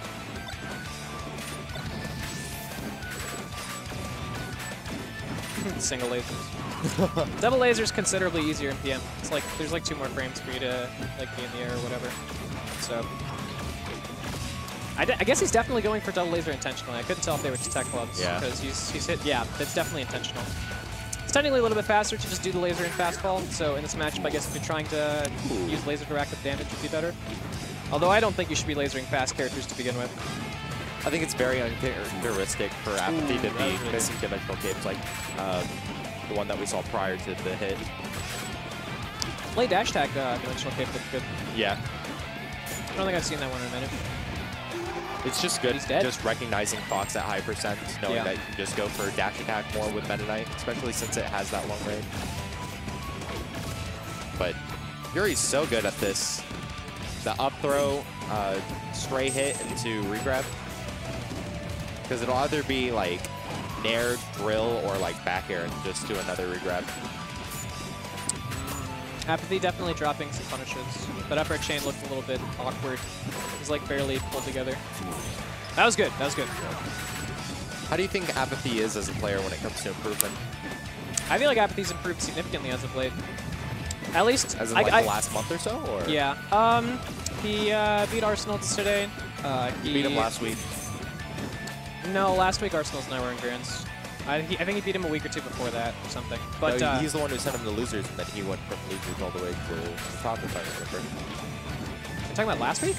It was either last week or 2 weeks ago. It was not last week. Arsenal's and I was Grands last week. Arsenal's only lost to me. I know what you're talking about. Also, this game's hella close. Yeah. Oh my god, that up throw K barely connected. That was like the bottom threshold for that to work. This might... I think... Oh my, holy... Fuck! Yeah, he definitely went for it. He put all of his cards on the table. He put all his chips. He fucking looked at the dealer and he said, "Listen, bitch, I'm fucking winning tonight. Eat my ass." Jesus Christ. That's good. God. What is that? That's practically the Studebaker win, or the Studebaker run so far. He just needs to beat... Is it Wonder? What's up?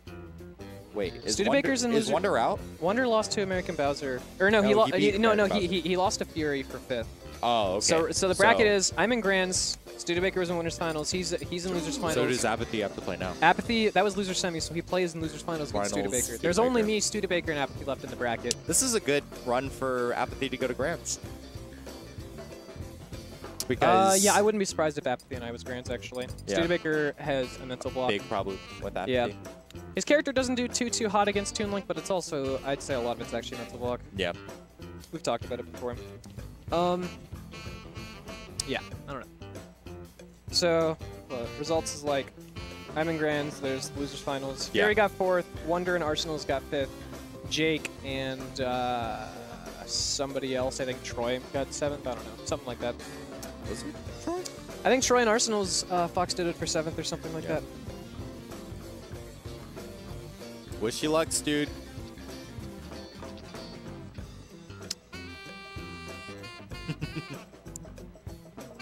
But Stude has been doing pretty well. I mean, was it 3rd last week? My weeks have been messed up. No, Stu didn't get 3rd last week because Captain Birdman got 3rd last week. Oh, yeah. I think Stu actually didn't do that great last week. I'm gonna have to go No, look. it wasn't last week. It was there was a week where he lost to Kingly and then got like 13th or something. Yeah. And then I think last week he did like all right, like maybe like 5th or something like that. And then now he's guaranteed 3rd. Good grief. So he's probably a happy boy about that. He'll probably be on the PR this season because he's got win on Arsenals, lots of wins on HP, beat Bananas last week. Guaranteed 3rd here. Overall, like he'd probably be like the lower part of the PR maybe. I definitely think he is PR. He's so. probably, I don't know. I mean, I don't think he's honorable I'd mention have to look at everybody on it, but he's I don't know. He's on it. Yeah. Somewhere in the rainbow. I think if anything, Studebaker's on the PR more than what Hot Pockets would be. But I still think Hot Pockets is probably on it. Hot Pockets is on the PR. Because someone still has to take Lynn's place and take... there's someone else on there. I don't think Fury has been performing that well compared to Studebaker or to Hot Chewie's Pockets. not going to be on the PR this season because it's with all Joe characters. Yeah, that's So probably... I was going to who say it's probably thinking Lynn and Chewie, maybe somebody else. But anyways, we're going into this. So I think his matchup is not good for Luigi. However, it's not impossible. It's definitely very stage dependent. If Toon Link doesn't have platforms to work with, it's actually kind of weird to play around Luigi because usually when you deal with this burst movement as Toon Link, you just go to a platform. But if you don't have that, you corner yourself and you have to deal with Luigi's big normals. However, if you have the platform, you do this where Luigi, well, shouldn't land. Is this one of the first stages that you ban when it comes to the initial? If I were the Toon Link player, I would ban this stage and Green Hill. Yeah. Because then we go to either Battlefield Triplats, Stadium, which I can go between the two platforms, Delfino's. and then Delfino's where I auto-win. Yeah. You Toon Link against a lot of characters on Delfino's is like, it's not an auto-win, but like it's... It's very understandable. It's like, it's about as consistent as Rock beating Scissors in Rock, Paper, Scissors. The only way you lose is if, I don't know, you don't have a hand. All right, well, Studebaker's still with that lead. Yeah. Nice. I feel like, I wouldn't say it's a big problem that Apathy has, but I feel like throwing bombs at himself is... That could be a thing. Yeah. If you're really good as Toon Link, what you do is you throw a bomb on a shield, and then if it bounces off, you immediately air glide toss it back, and you can just do that over and over. And like, it's like, not like super good, but it's enough of a threat to be like, haha, look, I'm pressing a lot of buttons, be scared. Just playing so carefully around Apathy. I mean, still good just to hold position, making sure not to give him a lot of space that we saw when he played against you. Yeah. Just making sure that he stays up in his face. Yeah, this matchup is basically Luigi using a lot of shield to deal with Toon Link's bombs and then chasing him down. Yeah. Ooh, great shield recognizing the immediate nair. I think also it's probably kind of hard for Luigi players to adapt to this matchup because you're not allowed to really do the double aerial stuff on Toon Link's shield. Yeah. Fun fact, Toon Link's up air comes out frame 5, same as his nair actually, which means that his fastest out of shield options are frame 8 because... yeah, 3 jump squat. Yeah, 3 jump squat. And then also grounded up B comes frame 8 out of shield because it's like frame 7 plus 1 frame of jump squat. What does up B come out of shield? It's pretty slow, right? I just said it was 8. It's got 7 frames to start up, and then you add 1 jump squat. Also, get fucked. Yeah, that was a good read. Yeah. Standard panic response, tech roll into the stage if you're a high percent, so you don't die. But as it turns out, then you get dinged, bitch. But Studebaker is still at a 130% deficit, taking that big breather after the up B, but he's definitely going to need more than that. But anyways, I was saying, with Luigi, you can't really attack Toon Link's shield with just aerials because he's going to up air you out of shield. Toon Link's up air out of shield, if you're like inside of his shield, it's actually like a pretty decent option because it's only 1 frame slower than grab. And then it's a launcher. And Luigi does not like landing against Toon Link's up air. Yeah. Still very smart to throw bombs in the air and make sure that... SD. Yeah, I think what Studebaker should be doing is, if you're going to do aerials, you have to do, like, fadeaway fair or whatever. So, like, I guess maybe he could nair that at a shield or something. But basically, like, you don't really jump much in this matchup because then this happens. You get clipped by up air. It's not a fun time. And that's what I was saying. That's God, dear God. When Apathy was AGTing with, or like full hop AGT, throwing up and then throwing bombs down, just making sure that Studebaker had to chase him. Make sure that he's abusing the stage. Seth1 is right. Nobody likes landing against Toon Link's up air. You're not wrong. Actually, there's probably some characters that are okay with it. First one that comes to mind is Zero Suit. She just down B's. There's probably a few other characters. Yeah. 1, go! All right, going into game 2. Bad counter pick by Studebaker. You don't take Toon Link triplats. Oh, don't do this. But I'm assuming the bans were like what, FD and... If Apathy, like in my opinion, you want to ban FD and Green Hill. Yeah. It's basically always ban FD, and then it's a toss-up between Smashville and Green Hill, but he just won on Smashville, so he seems all right with it. Yeah. Yeah, sometimes Green Hill can be better than Smashville, because if you can play your cards right, you get earlier kills as Toon Link, which is really nice. Side B and stuff like that, like, because we'll kill off the side decently. Oh wait, did I say side B? I meant up B. Yeah. And when the platform is really high up on Green Hill, you can just like throw bombs from up there. But it's still very risky, especially because of that immediate chase. Like I said, it depends on the character. Some characters you can't better by sitting on the side platform of Smashville. Some characters you can't better by being high on Green Hill. Point is, don't take Toon Link to Battlefield, though. That's just wrong. You don't do that. Even though Apathy is definitely more of an aggressive Toon Link. Yeah, I think that's his downfall, and that's why his Meta Knight ultimately ended up being a better main. Yeah. I wish Toon Link was more of an aggressive character. I think Apathy's playstyle for the character is like kind of something I wish the character was, but unfortunately in matchups like these, lol, get bazinga. Yeah, you gotta throw shit. Although, for what it's worth, you actually don't throw as much as you would think, because if Luigi starts getting good at wave dashing in and shielding your bombs, then you have to like still pull bombs, but hold on to them rather than just chucking them mindlessly. And Apathy definitely catching on to that ledge dash. Just immediately dash back, pivot grab. Just respecting the invincibility, or sometimes the lack thereof.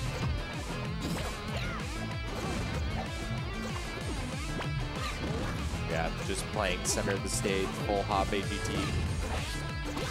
Yeah, this is the Toon Link game right now, where you actually just circle camp. Literally, if like this is like no, he's yeah. Yeah, this is like your geometry class. Guys, remember sophomore year when you had Mrs. What's her name and she taught you geometry and they were like, that's a circle. What they actually meant to show you is a picture of Toon Link, because that's all he's doing. He's going on a circle.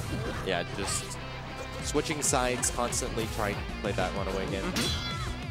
Hey, Lamau, Toon Link's forward smash. When did his sword ever clank with the Italian's forehead? Well, I was more so laughing because Toon Link's forward smash starts behind him. This is good too, yeah, after game 1. Hunter, I don't think you've reported any matches today properly. And since I've been on commentary, I've had to correct you for like the start of every single set. Iggy, don't learn from him, he's an idiot. Definitely seems lost in the sauce. Yeah, dude. M, your job is to not get distracted. We pay you a measly $2 to not be distracted, okay? Are you still watching Yu-Gi-Oh! On Twitch, or is that over? No, Yu-Gi-Oh! ended a while. Dude, you're... Yeah, I was about to say. Yu-Gi-Oh! ended a while ago, you idiot. I thought that they just redeemed it like they're doing with, oh, what's his name? This is the correct Bob choice Ross. matchup-wise, but you're not allowed to do this because then you get counterpicked to Falcon Meta Knight. Yeah. I think Studebaker could have made that match work if he picked a better stage. Battlefield's just an awful choice. I would have had to have seen Apathy's bans to like decide where to go, but like Fountain might have been good. 1, go! Studebaker's Falcon, I feel like, is more of like an 07, 08 Falcon, where like he side Bs in places that he probably shouldn't, but he gets away with it. Yeah. And he likes doing more cool shit than optimal, I'd say. Yeah. But the thing is that Falcon kind of fucks up Toon Link so badly that I think he might get away with it. It's just getting those hits to begin with. Yeah, Toon Link really does not like Falcon. Like, really does not like Falcon. Apathy is good about playing around the fact, though. So, I think suggestively. I think Apathy's playstyle works for this matchup. You got to fight back the aggression with your own aggression. The problem is that yours is just worse. I think suggestively, especially with both players' relative skill level, I feel like it is definitely easier said than done. Because RJ very comfortable with the fact, especially playing friendlies against Captain Birdman quite often. Oh yeah, he's probably got Falcon experience. Yeah. Oh, he definitely does have Falcon experience. I think Studebaker. He lives with Captain Birdman, so. Yeah, I think Studebaker could get away with this, but I think looking at it a little bit more, also good job, Apathy. Fun fact, Apathy died there because he tried to input an aerial glide toss and tumble, but you can't air dodge during tumble, so you just throw the bomb up. So if you want to get out of that, you got to wiggle out of tumble before you throw your bomb. Or any item, actually. It's just because you can't air dodge a tumble, so even if you like caught Diddy's banana, yeah, same thing. It negates the fact. There you go. There's your fact of the day. But yeah, I think Studebaker probably won't end up playing this like as well as he should, because like I said, he likes to approach. And in this matchup as Falcon, actually what you do is you shield. You run away and you shield, and then you whiff punish Toon Link pulling a projectile or giving up space. Yeah, we're seeing it constantly, just trying to go for that threat of nair or up air. Oh. It seems like he played it right, but I feel like... Bad tech chase. Yeah. Already committing to the short hop. There's like almost no characters that you down throw. You only down throw super floaty characters like Puff and like sometimes like I think Peach.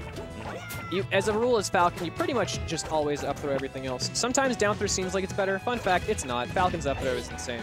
Like, he definitely could have up throw need like 2 times whenever he had grabbed Apathy earlier. This could be like an even stock game. Yeah, he's just doing very well playing around the fact. Yeah. Studebaker's not really actually capitalizing. He like runs around in neutral and has like good tech skill, but when it comes to actually getting hits or closing space, he's not really capitalizing.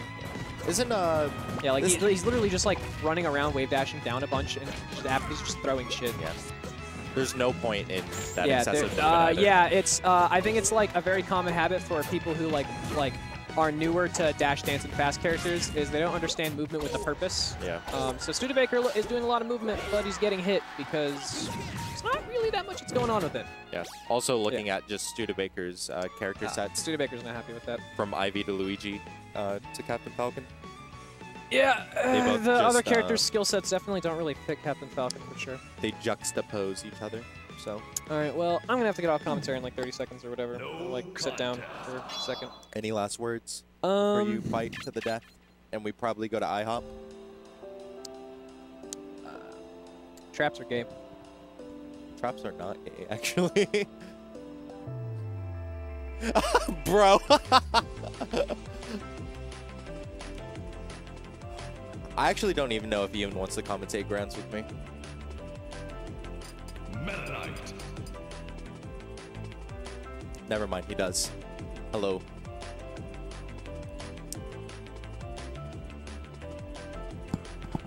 I've said it once and I'll say it again. Toon Link is the most bitch-made character in the game. And that's enough for that. I feel like I'm learning more about it and I'm getting better at it. But you definitely were game 1. I feel like it was your game plan was definitely set. It just wasn't. Especially with starting off on Special. Yeah. It's... RJ fucked up the bans, and he was like, can we ban again? And I was like, fuck no, I'm not giving you an advantage. Yeah. And then, like, only having 2 bans in that matchup fucking sucks. Because you got to get rid of the big ones where Toon Link just runs away forever. And then he has 2 other tri-platform stages to fuck you. Especially with the starting stages, because you can't give him Delfinos. Nope. You can't give him... Battlefield. Battlefield, and but you can't give him Smash. Or you can't give him PS2, probably. You can give him PS2. It's just annoying because you can air camp. Yeah. You can just jump between the platforms forever.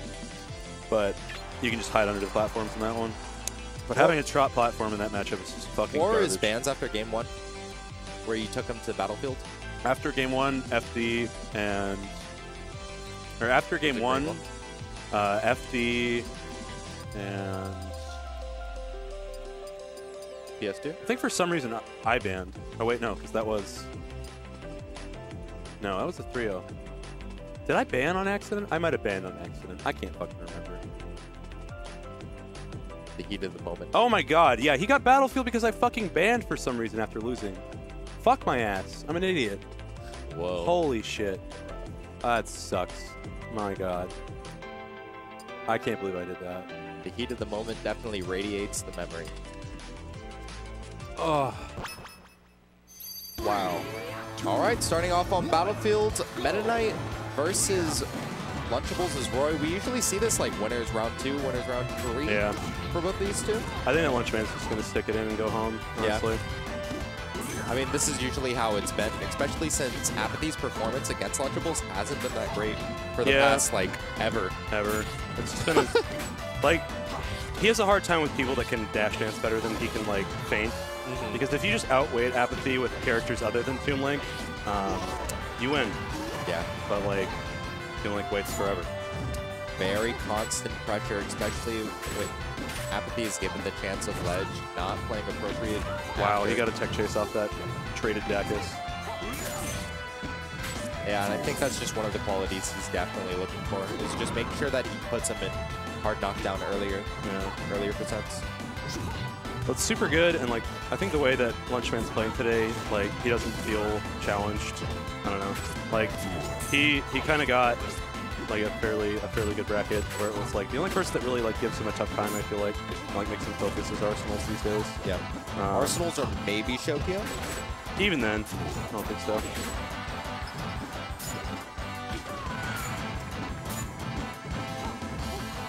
I really wanted to play Fury again, I'll be honest.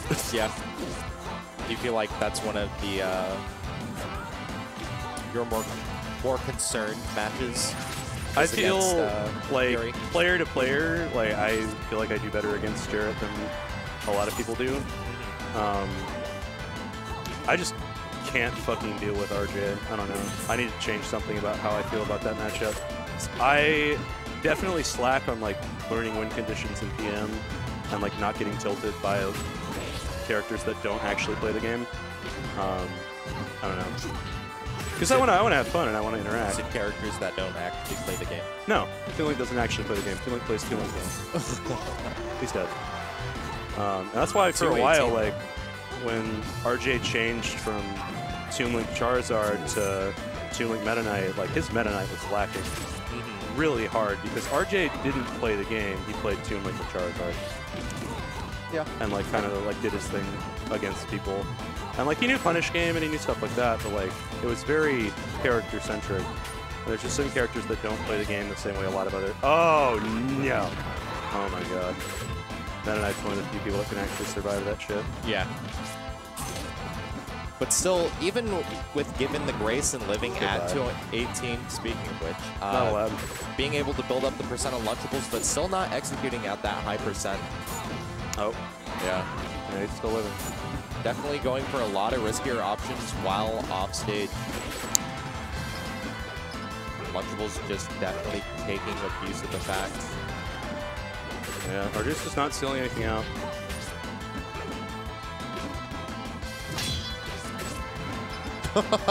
Well, all right then. The tip is like Mars, honestly. So it happens. That's hilarious that he had to go like that, though. Jesus Christ. All right. Oh, fire spike. Oh, that I love that little jig on the platform there to see if he can get something out of there, but not quite enough. Yeah, it's drop, jump, immediately wave dash. Yeah. What's movement like that, like Luck does it a lot, honestly, if you're below him and he's on a platform. It's like he'll try to gauge what you want from him. Yeah, exactly. And Lunchman employs it pretty well, too. Also mix up timing, especially when you go against a lot of players that go for, like, get-up attacks. Yeah. Oh, off the top, nice. Yeah. I mean, still given the chance, but this is probably a down smash. Yeah. Or, yep, down air, flare blade.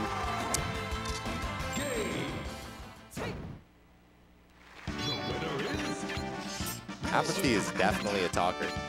Yeah, he's a chitter. And a chatter. I don't know, man. I heard the word shitter. I said a chitter. I said a chitter and a chatter. There is definitely some underlying intent in those words. I mean, you can consider it that way, Lon, but fuck you for doing so.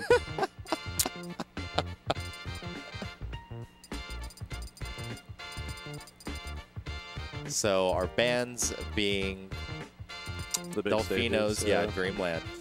He just wants to get kills. Like, kill power is super important for Roy, and those big stages take fucking forever to deal with it. So I feel like when going towards the 2, you can either go to WarioWare, Battlefield, or Green Hill. But I feel like it's still very risky out of the 2. Definitely playing with more risk. That up smash immediately flipping. Oh. All right, well, let's write that one off for tax expenses, and we'll take it home. Fuck. How awful. All right. He's doing a better job of tech chase in this game, like just covering multiple options out of it, and I'm really surprised that grab snuck in. Oh my god, Lunchman's I mean, extended range from the pivot grab itself, just being able to super magnetically solid. pull. Oh god. Yeah, reverse back air. Yeah, this is definitely seeming like a no sweat set. Yeah. I mean, don't get me wrong, mine would have been too. Like, there's a very few people that make Lunchman actually, like, worry. Yeah. And I don't think anyone actually, like, worries him anymore.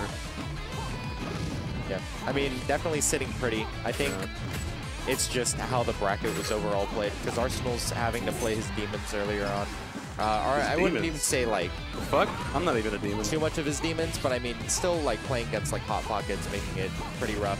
Losing against you is very... It's still unexpected, but I mean... That set was definitely, like... I think Arsenal should have had that in the bag. You think? But, I mean, I fucked up a lot. He fucked up a lot. I don't know. I really respect Justin as a player, and I know that he wasn't playing 100%. Yeah, but I mean, it's really hard to definitely pull out. Yeah. I don't know. I know that he's going to practice that matchup and, like, probably fuck me up for the first couple of games or sets that we play after it. Arsenal's is definitely one to study after. Yeah. But I'm going to do the same. So it'll be fun. Then we can kiss in bracket. Oh my goodness. Yeah, crouch cancel grabs. Yep. A lot of get up attacks coming out from Apathy. Well, it's like when you're in... Fuck. When you're in that situation, like, you have either your shitty missed tech roll away, which Lunchman can reactively follow, raw get up, which can get punished fairly easily by, like, forward smash, or you can at least trade the percent. Yep. And, like, force them to grab or attempt to get back to you after they've done it. Yeah. If they haven't shielded. And there are definitely 2 definitive options that he looks for in the first place. It's either second place or roll in. Yeah. And it's a lot less effort to, like, just crouch than to, like, try to act or wave dash out of shield. You can just jam your stick forward after the hit and roll in. And if you give yourself the spacing for both, then what practically happens is that you've already spaced yourself for get up attack, so you can just punish accordingly if the other after times. Or if you're just still looking for get up in place.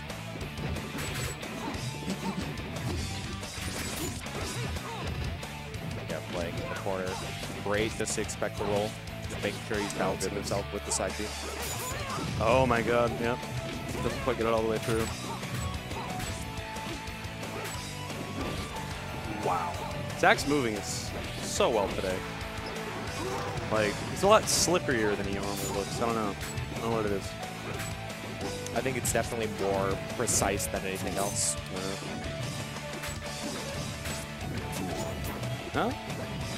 Yeah, because he's definitely had to be what seems to be more suggestive in some of his movement, especially when playing against Arsenals, who's definitely a more calculated player, but it means, especially against like Apathy, just having, he knows exactly what he needs to do, especially when playing in a sword-to-sword base matchup. This is looking super fucking rough, honestly. Now there's 0 to death. Yeah. Tis the season for Jiffies. I think it's so funny that we're slightly unfazed by the 0 to deaths from Lunchables. At this point, man, like, I mean, when he's getting one neutral opening and just killing him for it, like... I wonder if Michigan is very tame about Tech Boy. I imagine. I think most people are tame about Ice Climbers. And New York with Fresh, Switch, Malachi. It's like, I thought we were just on the Ice Climbers train still. Oh my goodness, that was a slippery ramen noodle, but Lunchman was still ready. But I mean, at least New York gets to count the lasers that Switch shoots. That's true. I love Kyle. I mean, we could shoots the gun a lot though. We could count how many times Lunchables down tilts and crowd cancels. That's true. But I feel like that would be a lot. Yeah, it would definitely be a lot. But it's not like it's not a bad thing. It's not big bulk 180 lasers game 1 with Switch first. Did they count that out? Yes, in chat. Oh my god. I forget. Shoutouts to whoever was counting that, by the way. But yeah, every iteration of 10, it was put in chat. Wow. It was like 10, 20, 30, 40. And then they would just count. That's wild, honestly. Probably one of my favorite things about Bigger Belt. It's a good tournament series. Yeah. Even in chat. All right. Super lively. That is that. Yep. And we'll go ahead and go home. But it was a good night. Yeah. I just... But well, before this, we are going to play the trailer for No Fun Allowed for those watching through, I think, Smashcast. No? YouTube? Well, I know. I was just curious if we're running a boost stream. No, we're not running no? a boost stream. Only YouTube? We are only YouTube now. Smashcast has like VOD issues where like they don't, you're not able to watch the VOD. Like YouTube, you can just be like, here's the whole VOD of the night, and then you're good. I was just curious because the monetization, demonetization and stuff like that. But either we'll way, find out if that happens because this trailer does have a copyrighted song in it. Hit it, boys. I'm Studebaker Hawk. And I'm Lone. Bye. Bye. Producing.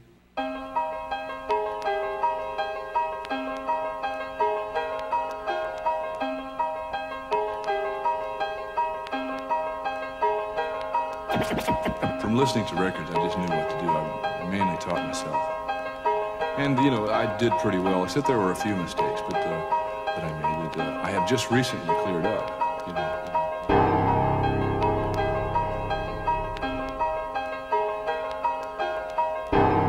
I'd like to just continue to be able to express myself as best as I can in the instrument.